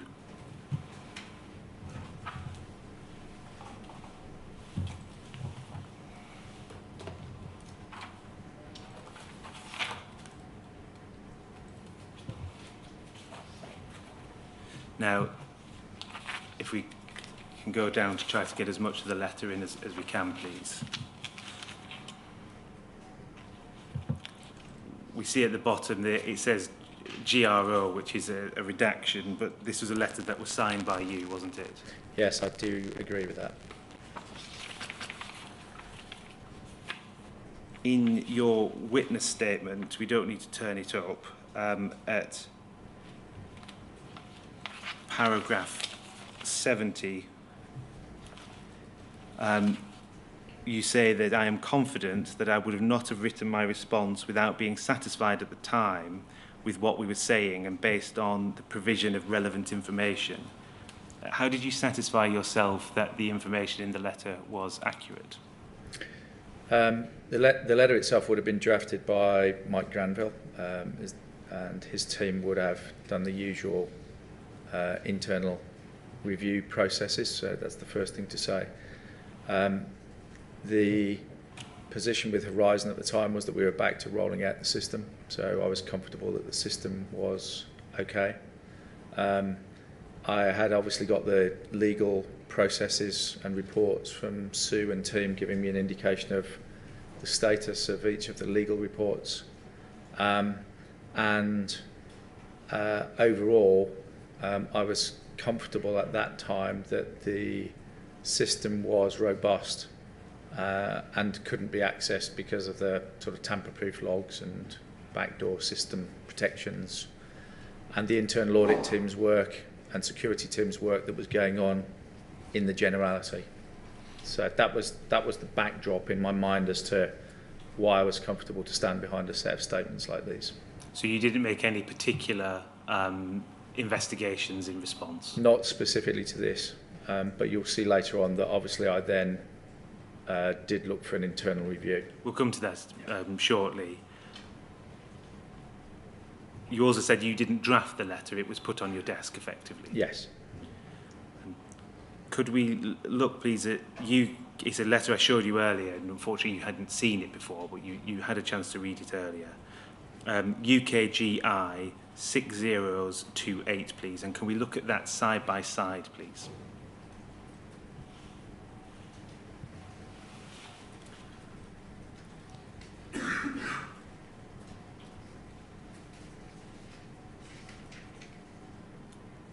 So if we look on there's the letter to Mr Newmark MP on the left and the letter to Priti Patel MP on the right, the first paragraph after the question says the Horizon computerised accounting system operates in around 12,000 post office branches and processes up to 750 transactions a second at peak times. If you just read those letters to yourself, the letter to Priti Patel MP is effectively taken from this earlier one from Alan Cook. It does look very similar, yes. Were you aware at the time that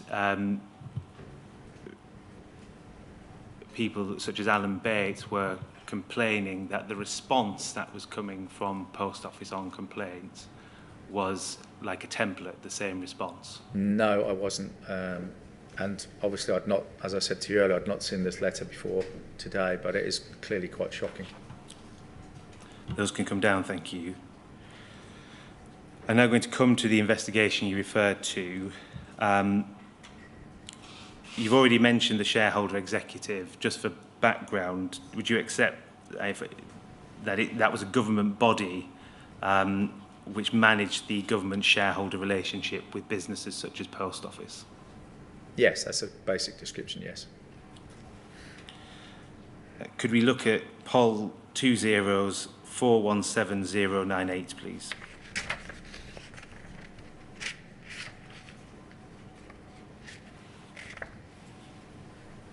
If we can go to the email at the bottom, please. It's an email from Oliver Griffiths at Shareholder Executive. Do you recall dealing with him? Yes. He would have been a regular contact of mine through my time in role, and was generally a liaison point between the Post Office and the Shareholder Executive. So this was sent on the 21st of July to you, and it says, as we discussed briefly on Monday evening, there has been recent interest from MPs in purported cases where the Horizon system has left sub-postmasters out of pocket. Do you recall that discussion? Not now, I don't, but I'm sure it took place. We have to date said that this is an operational matter for POL, Post Office Limited, and resisted calls to impose a review of Horizon. The email goes on to say, we are in theory happy to continue holding this line But if we do so, and it turns out that there have been problems with Horizon, then there will be significant political heat. Grateful, therefore, if you could let me know how confident Post Office Limited is that there is nothing behind these claims. Could we then please look at poll 41700.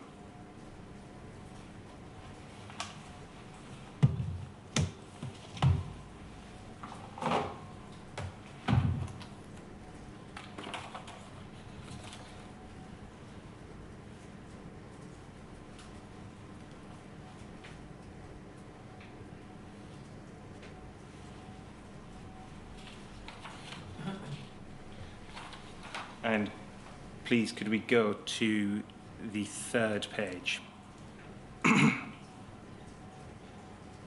And further down, please. So thank you.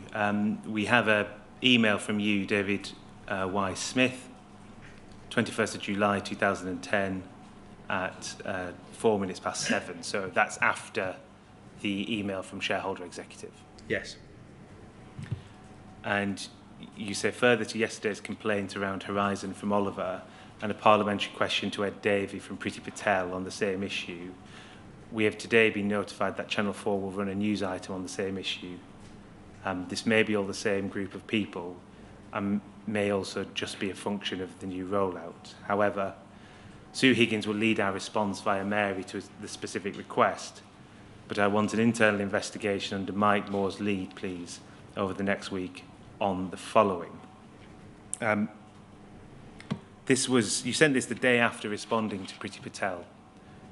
Why did you now think you needed an investigation, but you didn't when you responded to Priti Patel? I was really, in my mind, responding to Oliver asking for essentially a stress test, that we were comfortable with what we were saying. What came out of Oliver's piece was a set of conversations inside the business, and I wanted to make sure that we had got documented, why did we think the system was robust, what did we think the issues were or weren't, and how were we comfortable that the challenges that were being presented in the Channel 4 programme particularly, and in the issues flagged again by Oliver, were actually being correctly addressed.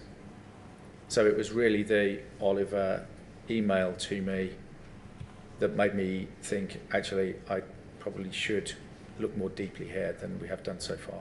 But why didn't that spring to mind when responding to a Member of Parliament? Well, because the work that had been done previously, as I'd outlined, gave me comfort that what we were saying in that letter was true. I still believed it was true, but I wanted to be able to give the shareholder executive the same confidence that we had got by pulling out the data that said, look, this is why we believe that our systems are robust. So you were looking to give confidence to the shareholder executive? Yes. Yes. The queries you ask, the first is how robust is Horizon? Now, below that, there then appears to be an answer. If we go to the first page, please, of the document, we see there's an email from Mark Burley. You're not included in the list, but it says, I've added some specific comments against the questions from David Smith below, and I would also add the following. So do I take it that the answers to your questions weren't in your original email? Absolutely not. No, my email, I know I've seen previously there weren't terms of reference for the Isme report, but my email was essentially the terms of reference. Here's the questions that I think we should be answering to give us confidence or to give the shareholder executive confidence in what we're saying. So this set here that you see here is after that has happened and people are starting to annotate their answers to the emails. Can we turn to page 5, please?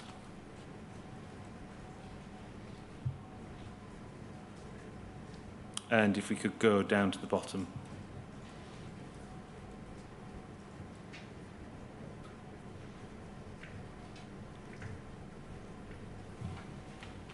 Bear with me, sorry. The penultimate paragraph, it says, how do we treat discrepancies? Is there any exceptional circumstance applied where we don't seek recovery of funds, prosecution, etc.? i.e., are we heavy-handed and disproportionate in our response? And then over the page, sorry, it's page, thank you. The top, it says, how many have we prosecuted? What is our success rate? Why did you seek answers to these questions? I wanted to understand if the process that we were going through was fair, I suppose. In other words, had we got the right judgment of, we got the right evidence and we were prosecuting correctly. And I was looking for not just an internal measure, but for instance, what was the same situation that was going on in the banking world where cash would be handled in a similar way. So I was trying to verify and give an external benchmark, if you will, that the rate of prosecutions that were taking place inside the business were not out of line with what you might expect for any environment where there's a lot of cash around. Well, that's the rate of prosecutions. What about the question, how do we treat discrepancies? Is there any exceptional circumstance applied where we don't seek recovery of funds, prosecution, i.e., are we heavy-handed and disproportionate in our response? Yeah, I mean, I was trying to find out the answer to that question because I wanted to ensure that we were acting fairly. Why, well, if you go actually on the page 7, please, if you could just go down to the bottom. Thank you. It says, suggests we need input from Lynn, Keith, Woolard, Rod and Leslie as a minimum. Were any of those people in the legal department? I can't tell you. Leslie was IT. I can't remember Lynn. Rod was obviously Rod Isme, who was in the finance world. And I'm not sure what Keith's role was. So I don't know is the answer. Why weren't you getting this type, the questions you're asking, why weren't you getting this type of information from your weekly executive team meetings? In the weekly executive team meeting, we were just looking at the cases that were live at any point in time. So we were not looking at general trends and prosecution rates versus other companies and many of those types of things. So it wasn't visible. The requests you made here at this stage, would you have discussed this in the executive team meeting? Yeah. The genesis of what came out here is really a combination of the request from Oliver, which we've discussed, the board discussions that would have been taking place at the time around the questions from Channel 4, which we were being asked about, and more generally myself trying to get a balance and sense of, well, if I were outside of this organisation, what would I want to know that would give me comfort that we were following due process. So it's a combination of those, and unfortunately in the midst of time I haven't got any way of saying this came from here and this came from here and that came from there, but the genesis of this and ultimately the Isme report that comes from it is effectively that set of activity that was taking place in that period of time. You referred to conversations with the board about the Channel 4 proposed programme. Can you recall the detail of any of those conversations? Not specifics. In the generality, as a business, and I'm talking about Royal Mail Group here, any items of PR would have been dealt with by the group's PR function, and I think it was Mary Fagan probably at the time. And so they would have taken the overall control of how that process was to be handled. A set of questions I think did come in from Channel 4 for us to respond to, some of which would have ended up being in the summary of what we've just looked at. And I know that at a sort of weekly and monthly sort of cadence, we would have been generally talking about PR issues in the round, because, as I'm sure you're well aware, the Post Office and Royal Mail more generally is pretty much in the news all the time, and therefore there's always an eye on what is going on from a PR perspective. So it would have been in that sort of context that we'd have had conversations. So was the real trigger for this and your email Channel 4's involvement? No, I think it was a combination of, in my mind, as I've said in here, in my mind it was Oliver was the specific trigger, but if we look at what was happening in the round at the time, there are a number of elements that come together that ultimately give us the, albeit brief, terms of reference that we're using to pull together a summary. And essentially what I'm thinking about in my head at the time is I'm trying to stress test what people are telling me so that I've got confidence, and so that Shecs have got confidence in our position.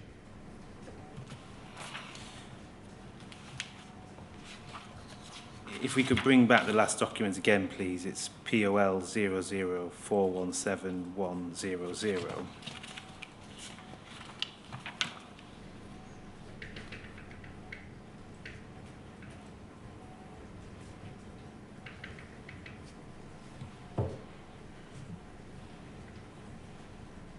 And if we could turn to page 9, please.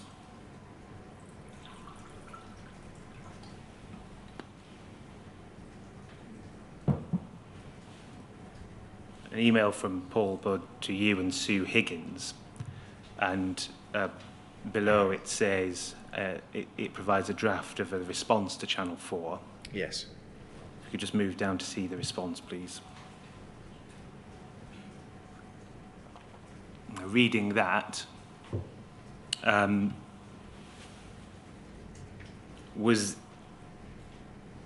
did you approve of the message that was set out in this draft? I don't know that I physically approved it. Certainly it would have resonated as the house position, the business position at the time as to what we thought about the system. We didn't know what Post Office, what Channel 4's programme was actually going to say, so it was difficult to be more specific than that. But that was generally accepted as the position of the business at the time. In your statement, you refer to having a conversation about the questions and being taken through them. Yes. Following that conversation, what were your views on the robustness of the Horizon IT system? So can you point me at where in my statement? Of course, yes. Sorry. I just want to be certain before I answer. If we turn to paragraph 73, please. Thank you. Yeah. So you say my email address to Mike Young, Sue Higgins and Mike Moores. That was the email we're just referring to. And it looks from the email that we met and chatted to work our way through our responses. Yeah. Due to the passage of time, I cannot say why these particular questions laid out in my email were asked, but they are likely to be a combination of whatever I was asking. Okay. Yeah, I understand the context of the question. So this is me sitting down with the senior members of the team. Mike Moore's been the CFO, the finance director. Sue, who is responsible for essentially the operation of Horizon day to day, and Mike Young, the head of IT. And we were discussing the framing of what we wanted to do in terms of the review. So that's what I meant by that. What we were not doing was discussing all of the detail of each of the individual components of what our position would be. So in other words, we didn't have a long conversation about, for instance, Fujitsu's control systems or those types of things. That came afterwards when the Isme report was written. So this is more about a conversation about how do we set up the review. Well, let's look at that. That document can come down, thank you. the inquiry refers to, and you refer to, the Isme report. That's referring to a report made by Rod Isme on the 2nd of August 2010 called Horizon Response to Challenges Regarding System Integrity. When do you think you provided, or when would you think Mr. Isme was instructed to prepare that report? I can't remember the exact date, but it certainly would have been very soon after that set of emails we've just looked at. So within a day or two, I would have thought. You accept that there were no written terms of reference? Not specifically, no. They're only the conversations that we would have had and also the email that we just looked at that laid out the questions from the Channel 4 piece. Why weren't there written terms of reference for such an important report? I don't know. And obviously, looking later on in my statement, I reflect back that that's a mistake. Can we look at, please, page 29 of your statement, paragraph 82.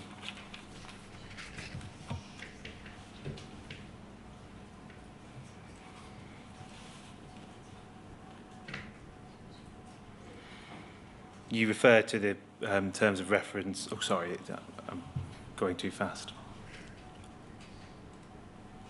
You refer to the terms of reference in the first few sentences, and then in the middle, you say, I also believe that I spoke with Rod Isme to further explain the context for the request for him to carry out a review. I cannot say for definite, but I expect that I asked him to produce an answer for Parliament and to provide a response to the Channel 4 news item, and therefore I wanted to get something which could quickly but effectively confirm what our position was, and if incorrect. What should that sentence finish there? No, it looks like a mistake. And if it was incorrect, to flag back what we needed to be aware of, I think. Why did you have a conversation with Mr. Isme and why wasn't that delegated to one of your the people in your line? I think the structure of the time was that Mike Moores, it was Mike I had charged with writing the report. And that between Mike and myself and Mike Young and Sue, we go back to that conversation, we agreed that it would be appropriate for Rod to carry out the actual activity. And Mike, myself and Mike Young, all at various times did have conversations with Rod to sort of set the tone of what we wanted and expected to come back, and also to help him review his progress. That was more the two Mikes than myself, but the three of us, it wasn't just one conversation, it was a set of conversations. So your evidence is that Mr. Isme was getting instructions from multiple people at multiple times? No, he was getting instructions from me at the start. He was then getting input and guidance on where information might be, how to get it, how to pull it together, and what the summary and structure of the report might best be presented like, to present it back in a coherent way. And what would you have said to him in your instructions? I would have said that the biz team have requested that we pull together a stress test report, summary report, to review why and how we consider our Horizon system to be robust. And in order to do that, I'd like you to also consider the types of questions that are here from the Channel 4 investigation. I want you to look across the whole organisation. I want you to pull in whatever resources you need to pull this together. I want you to liaise with Mike Moores, Mike Young and Sue to assist you in pulling that together. And then I'd like you to report back. The board wants an honest view. It doesn't want a view that is one-sided. It just wants a view of what you see, what you know. And we need it in a couple of weeks' time as a first view, because we are being asked to report back to SHEX. I think that would have been the shape of it. And why? So if that's the instruction you gave, why was Rod Isme the man for the job? Rod was highly thought of in the business. He had held a number of senior management positions right across a lot of the organisation. So he ran internal audit for a period of time. He had responsibility for security for a period of time. And at that particular point in time, he was running the back office accounting teams. He was a qualified auditor, having come to us from Ernst & Young. He was highly respected across the business. And as I had charged Mike Moores, he was a reporting to Mike. So that was the set of reasons why we chose him. What about his IT experience? No, he wasn't an IT expert, but I wasn't asking him to audit the IT system. I was asking him to give me the rationale as to why the business thought that we were confident and comfortable in the assertions that we were making. And I was asking him to talk to the relevant experts across the business. So he had Mike Young and team, for instance, Leslie Sewell, to talk to from an IT perspective, just like he had Sue Crichton from a legal perspective, just like he had other experts from the business to be involved in. And I think you can see in the sort of summary of the report that comes back, it's an extensive list right across the organisation that input into the report, because no one person could have written it anyway. So I think you just said that you were looking for the rationale for why the business was confident in its position. Yeah, that is essentially the exam question that we were being asked by Oliver at Shareholder Exec. Could we look at Mr. Isme's statement, please? It's WITN 046300100, page 10, paragraph 39.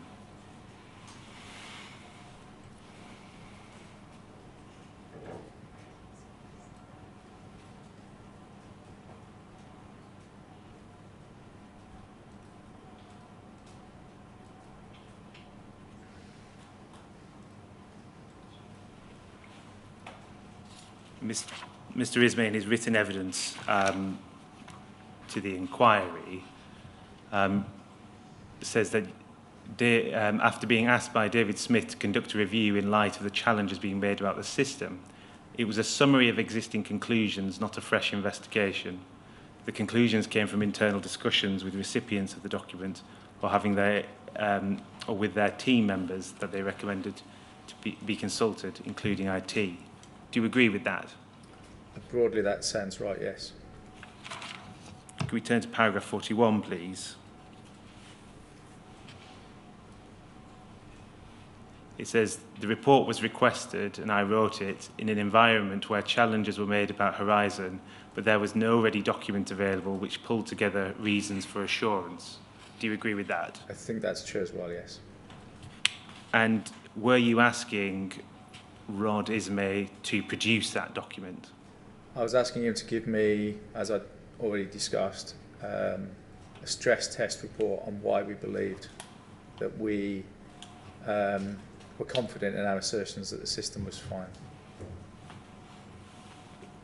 They're separate things, aren't they? One is finding a report which gives reassurance and drafting a report for why there is reassurance, and a stress test or investigation into whether something does have integrity. Yeah, I mean, at the level of doing a full audit review, yes, of course there is. In the timescale that we were talking about here, which is a sort of 1 to 2 week report, I was not expecting him to come back and say he's done a full forensic investigation into Horizon. That wasn't what I was expecting back. Could we turn, please, to Mr. Isme's oral evidence to the inquiry? It's INQ 401063.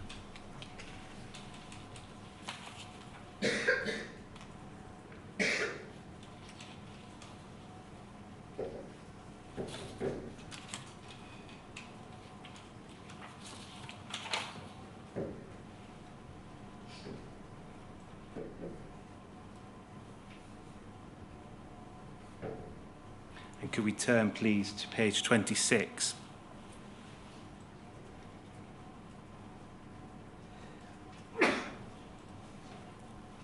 And if you could focus on the top two, that's perfect, thank you. Line 16 of page 101, Mr. Isme has asked the question, what were the terms of reference for the writing of the report? He refers to not being given written terms, and at page 25, he says, Dave, I think, was relatively new to post office. Line 25. Dave, I think, was relatively new to post office. I think he was only managing director for about a year. I think he came from somewhere in Royal Mail, and he went back to somewhere in Royal Mail. In the period that he was there, I think that, given the comments that he was hearing allegations, this was a question to me to say, well, you know, what's the counter-argument to this? Was that what you asked him to do, to provide you with a counter-argument to allegations? No, I stand by what I said.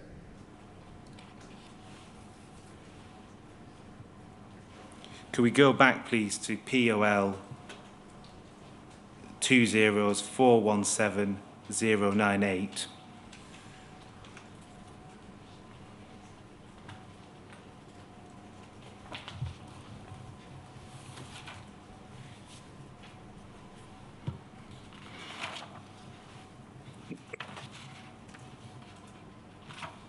So at the bottom was the email from shareholder executive that I took you to earlier. The top email is from Tracy Aberstein. That was your personal assistant? That's correct, yes. And you see at the top, it says, from Tracy Aberstein on behalf of David Weiss-Smith, where on the from line beneath Mike Granville. Do you see that? Yes, I do.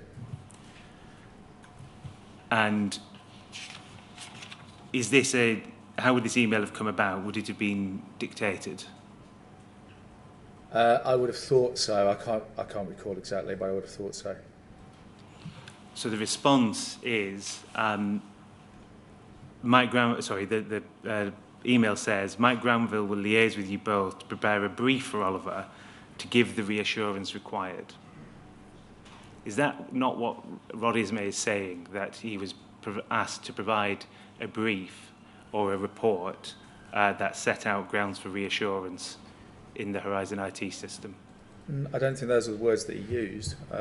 We may be splitting hairs here. As I said, the genesis of the report was a combination of what is here and what was in the Channel 4 email that we've gone through earlier. And I was asking for essentially a summary position on our thoughts around those areas, which we could then use to respond back to Oliver for sure, but that wasn't the only purpose of the report. Could we please go to POL 2010687, sorry, 20106-867.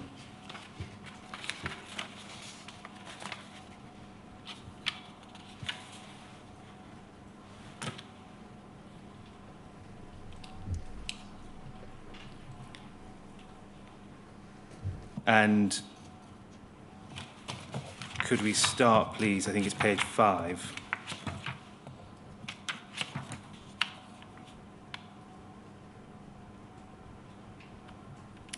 Just go down slightly, please. It might be the next page. I do apologise.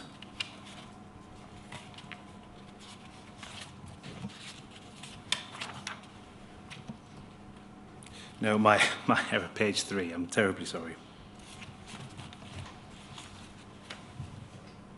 If you could go down, please. You remember this email from Andy Hayward, which we looked at the Yes. start of your evidence. So that's on the 26th of February 2010. And you'll remember it said, number 3, conduct full investigations into integrity issues. Could we look at page 9 of this document, please?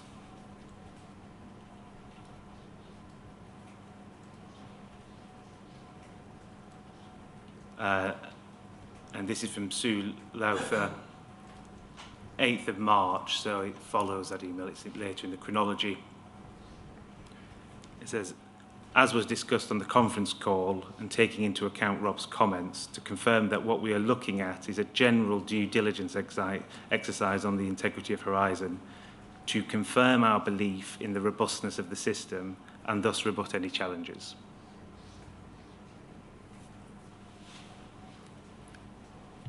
This is, do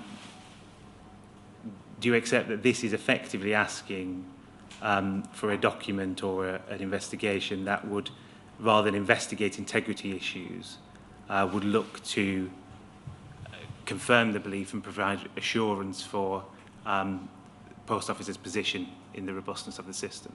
Yeah, as I said before, I wasn't here when this came, but on the face of what I see here, yes. And do you think that's consistent with what Rod Isme says he was asked to do? It does look like it, yes. That can come down, thank you. I'm sorry, I'm struggling a bit with parts of this evidence, so can I just recap a moment? Could we go back, please, to Mr. Ismay's statement and the paragraphs you took Mr. Smith to, paragraphs 39 and 41, on page 10 and 11? Yes, of course. It's WITN 04630100. Thank you. And it's page 10. Yeah.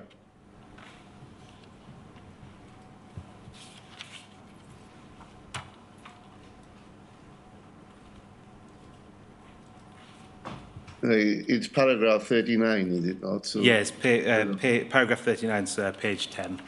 yeah.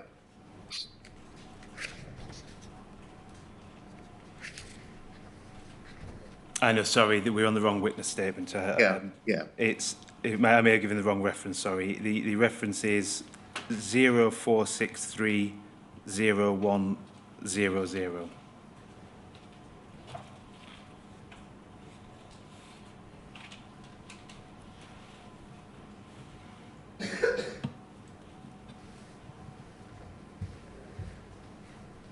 And page 10, please.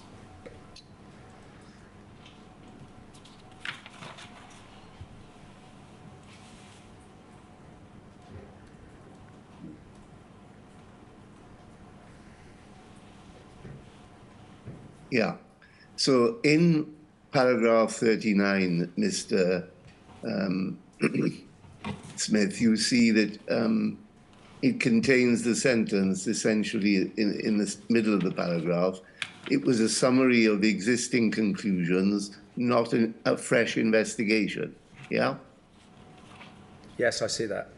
And then if we go to 41,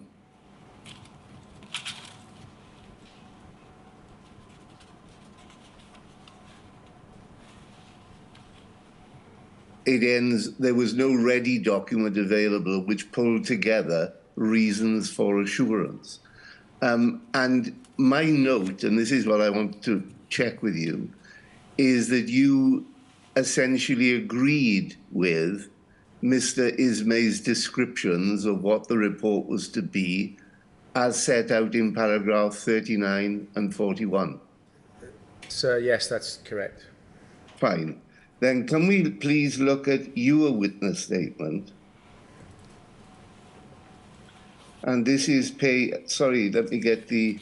It's WITN 05460100. Yeah. And I want you to go, please, to page 30, paragraph 87. And then over the page to page 31. And reading that paragraph, as I will now, I have read Rod Ismay's statement dated the 13th of January, and note that he says that he was asked to summarize existing conclusions. And then you say this is simply not my recollection, and I do not believe that this is inferred by the email correspondence, and then I interpose, which we've looked at. Yeah. Which is it, Mr. Smith? Well, what I mean by that is that the questions that I laid out for him, or for Sue, Mike and Mike, which was the Channel 4 questions, I didn't think that they had been visited and written down and laid out anywhere previously.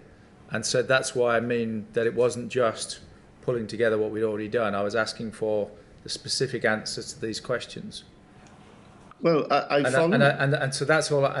We may be, semantics of words here, but my view of what happened was, here's a set of questions, and here's also what we are getting from Shecs. I would like you to report back to me, talking to all of the relevant people in the business, to give me a summarised position of the answers to those questions. What I didn't say was go and do a fresh investigation, go and do a detailed investigation, or anything at all as to how he should carry out that investigation. I didn't give him that instruction. But what I draw from that, and this is what I want to be sure that I'm entitled to draw from that you did intend that he should effectively draw together conclusions which had already been arrived at. It was not an exercise in testing those conclusions. That is correct. It was not. I did not intend us to go and do a full forensic investigation, for example. So it's, if you like, so that I'm absolutely clear about this, there were a number of reasons already held in senior levels of the post office as to why Horizon was robust. And what you were asking him to do, in effect, was to reduce those into writing in one document so that everybody knew what they were. Largely, yes. Yes. Right. Okay, I've got it now. Thank you. So we mentioned a short break before lunch. Yeah. I think that's probably a good time to take that. All right. Let's have a few minutes at least. Yes.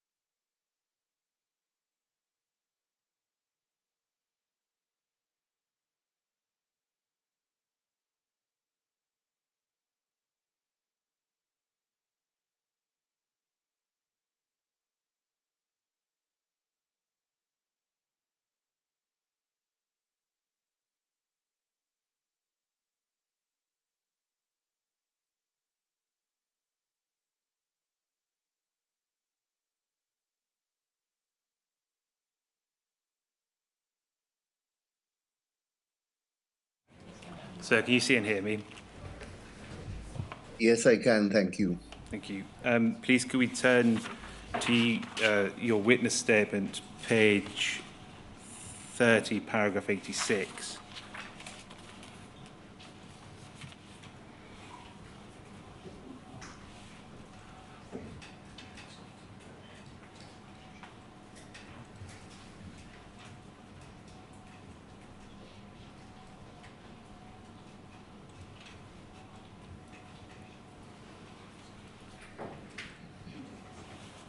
You are talking here about after receiving the Isme report. You say, at the time, I do not think that we thought that there was any merit in commissioning a further report by an IT expert or a forensic accountant or similar to test the reliability of Horizon, as the report was clear-cut in its position. There was nothing in it which suggested we should investigate Fujitsu or Horizon further. That can come down. Who was we when you say that? I'm talking here about a combination of the Post Office senior management team. So this would have been Paula and would have been...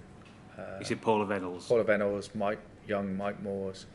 It would have also been a set of conversations with the Royal Mail Group, so certainly the Chair and Chief Exec and I would expect would have had a conversation about it.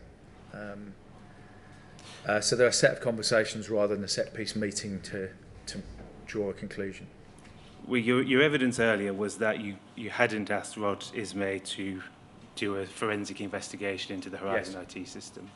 And I won't repeat your evidence, but the evidence you just gave, this wasn't going to be a report that did a deep dive into whether or not Horizon was reliable. Yeah.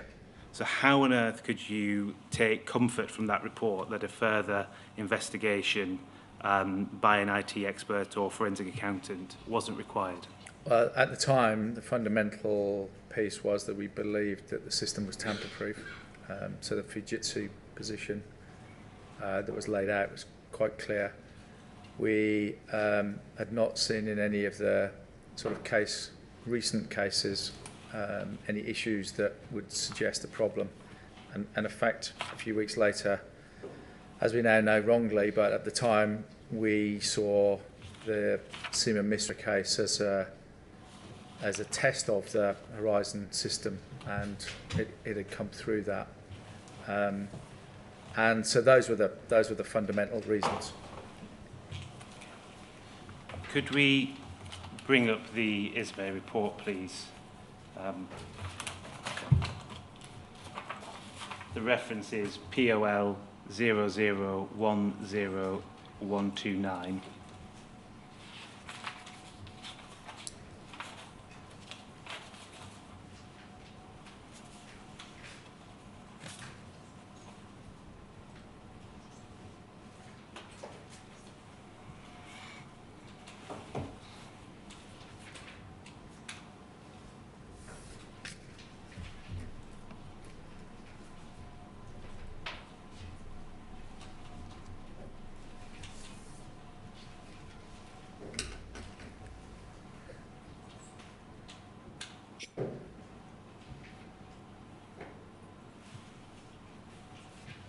It's POL 001071129. Apologies if I said the wrong reference. And if you could go to page 10, please.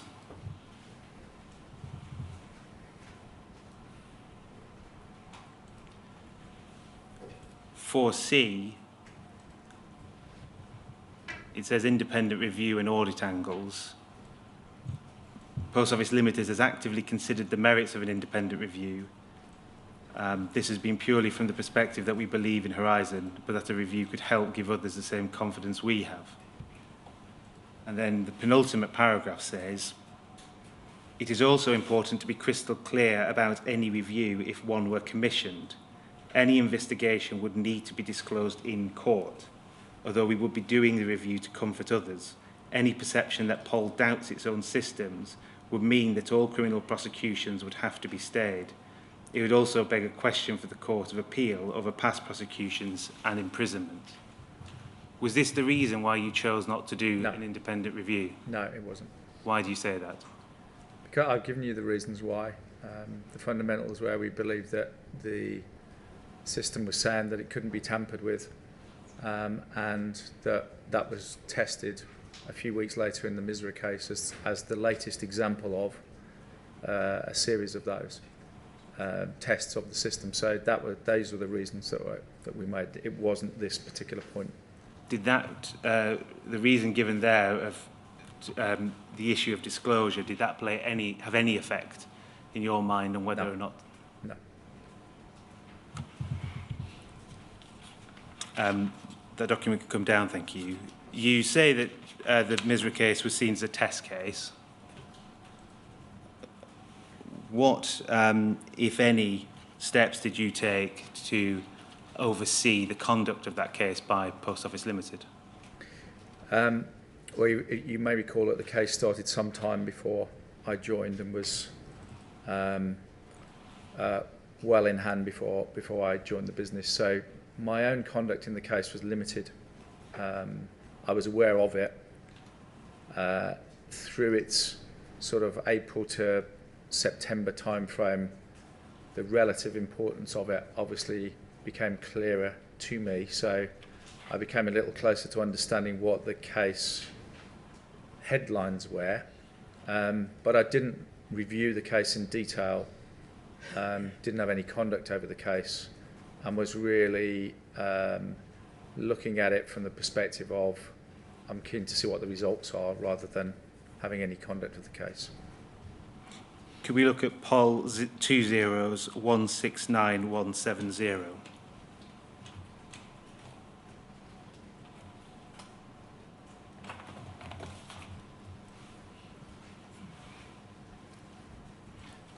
And the email at the very bottom is sent from John L. Singh. I don't need to read it out. It's an email that's been read out in the inquiry several times before. And it states what the result of the Misra trial was, and that she'd been convicted. And your response is on the 21st of October 2010, Rod, brilliant news, well done. Please pass on my thanks to the team. Why was this brilliant news? This is, well, first of all, I'd just like to place on record an apology to Seema Misra and family because of the way this has been perceived and portrayed subsequently. And looking at it through their eyes rather than through mine, you can see that it may have caused substantial upset, and I really do apologise for that. At the time, what I'm doing here is what I would do generally with lots of things in business. I'm saying to the team, thank you for all your hard work. It's terrific that you've got the result that you've got, and I'm really happy that we've progressed. It's nothing more or less than that. And in the context of probably receiving 200 to 300 emails a day, which would have been typical of that time, I would literally have gone, brilliant news, well done, thanks very much, send. And that would have been it.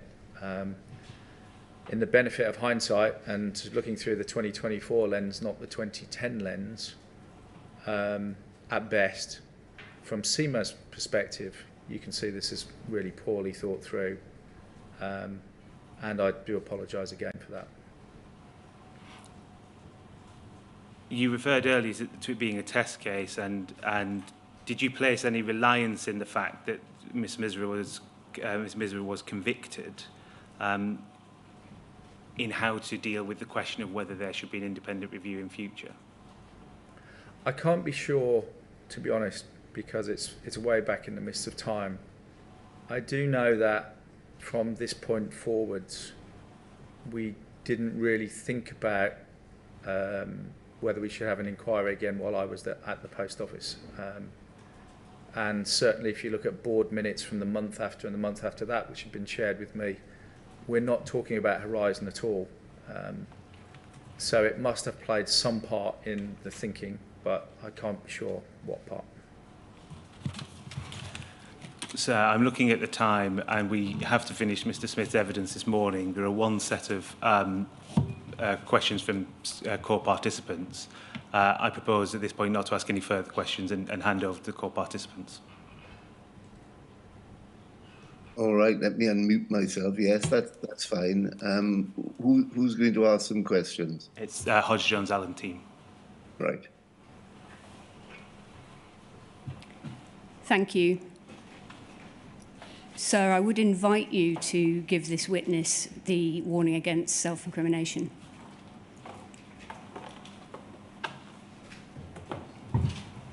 And I think I'm entitled to be told in very brief terms, without making your cross-examination ineffective, the basis for that. And I'm literally asking just for a few sentences, Ms. Page. We say that the Isme report was a cover-up. Right, all right. Well, Mr. Smith, under our law, a witness at a public inquiry has the right to decline to answer a question put to him by counsel to the inquiry or by any other legal representative, or for that matter, put to you by me, if there is a risk that to answer that question would incriminate the witness. The legal principle is known in shorthand form as the privilege against self-incrimination. It's been suggested to me that I should give you a direction about that, and I think it probably is appropriate given what Ms. Page has had to say. It is for you to make clear to me, in respect of any question put to you, that it is your wish to rely upon the privilege against self-incrimination. If, therefore, Miss Page, or for that matter me, if I intervene, asks you any questions which you do not wish to answer, on the ground that to answer such questions might incriminate you, you must tell me immediately after such question is put to you. At that point, I will consider your objection to answering the question and thereafter rule upon whether your objection should be upheld. Mr. Smith, are you assisted by a solicitor or barrister in the hearing room today? So, yes, I am. Right. So if the point arises where you wish to take advice about a question, please alert me to that, and then I will afford you the opportunity of taking advice, and then we'll go from there. So do you understand all that? Yes, so I do. Thank you. Thank you very much. Over to you, Ms. Page.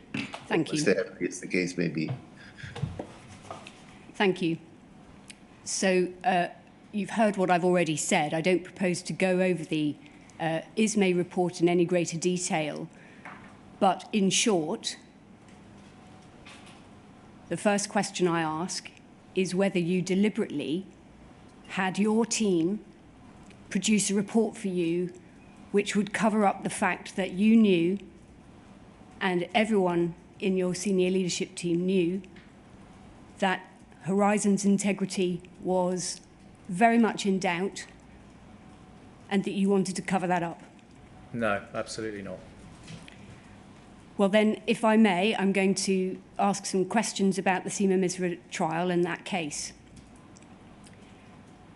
This inquiry has seen a document which shows that not long before the trial, there was a meeting between Post Office and Fujitsu in which the receipts and payments mismatch bug was discussed. Have you seen any of the evidence or seen that document? You should have seen the document at least. I have seen a document around a bugs and mismatch report, yes. And Gareth Jenkins, a witness at Seema Misra's trial, was in that meeting. Have you seen that? I believe you, I believe you. And various options for resolving that bug were discussed, one of which made it perfectly plain that Fujitsu had the power to remotely alter branch accounts. That was put forward as a way to resolve the consequences of the receipts and payments mismatch bug. Did you see that? Yes, I did see that. Now, your legal department, your criminal law team, knew about that on the Friday before Mrs. Misra's trial started on the Monday, because we have evidence which shows that that document that you've read was emailed to them and it was printed out by Jarnail Singh on the Friday before the Monday start. What sort of culture were you presiding over where a legal department receives evidence of a bug in a trial which was about Horizon and they do not disclose that bug? What sort of culture were you presiding over? Firstly, to say that the only reason that I know about the bug and mismatch report is because it was presented to me in the bundles that I've seen. So at the time I was unaware. It's also fair to say that it was not pulled out in the Isme report as one of the Horizon bugs. The others were listed, but it was not. So I was not aware of it. And I did not know until you have just told me that Mr. Jarnail had the information that you have laid out at the time that he had it. In terms of the culture of the organisation, I'm shocked and frankly appalled if that is in fact the sequence of events. And I didn't know about it.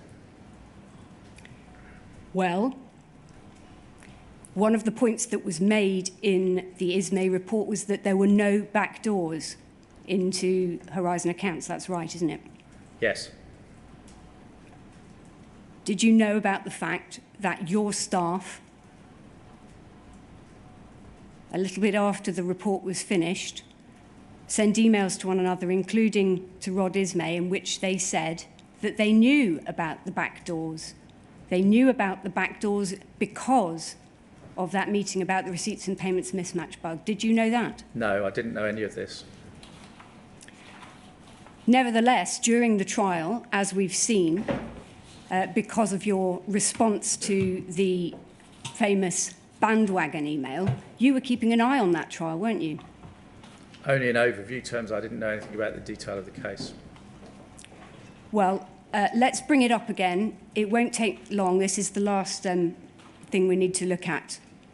Poll 0016 9170.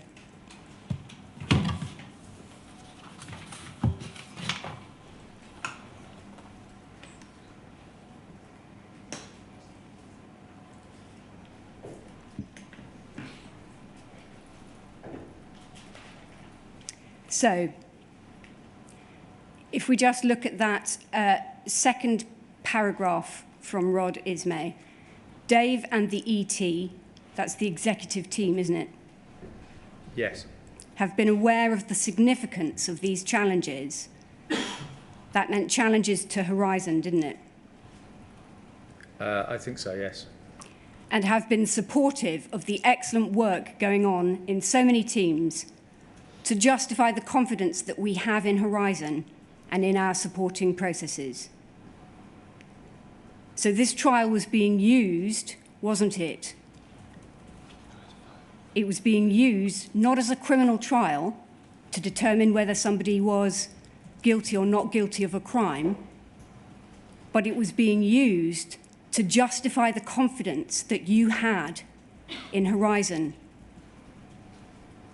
No, that's not the case. It was being carried out through the normal course of events.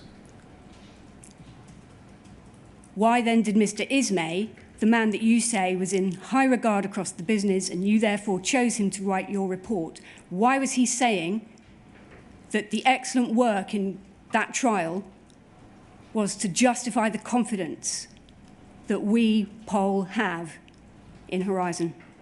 I don't know. You'd have to ask him. I don't know why he chose those words. In the aftermath of the Isme report, this trial of Seema Misra was being actively used by Post Office as part of your campaign to claim that Horizon was robust, wasn't it? I don't believe so, no. You were deliberately closing your eyes to problems with the integrity of Horizon data, weren't you? No. And you were encouraging your staff to pursue a trial as another method of shoring up a problem system which you knew had serious question marks over it. Absolutely not. As I said to you before, the Seema Misra case started long before I joined the business. And you were watching it closely, weren't you? We were watching it, yes. And you were encouraging your staff to pursue that trial as a test of Horizon. Not to pursue it as a test of Horizon, no, to pursue it if it was appropriate to do so, like all other cases. Thank you. Those are my questions. Thank you, Ms. Page. And that's it, is it, Mr. Stevens? Yes, sir, that is it. Right. Thank you, Mr. Smith, for making a witness statement and for answering all the questions to you. I'm grateful to you. Thank you, sir. Right. We'll adjourn until, if we give ourselves a full hour, 2:05, we should get through the afternoon, Mr. Stevens, yeah? Yes, thank you, sir. Fine. That's what we'll do.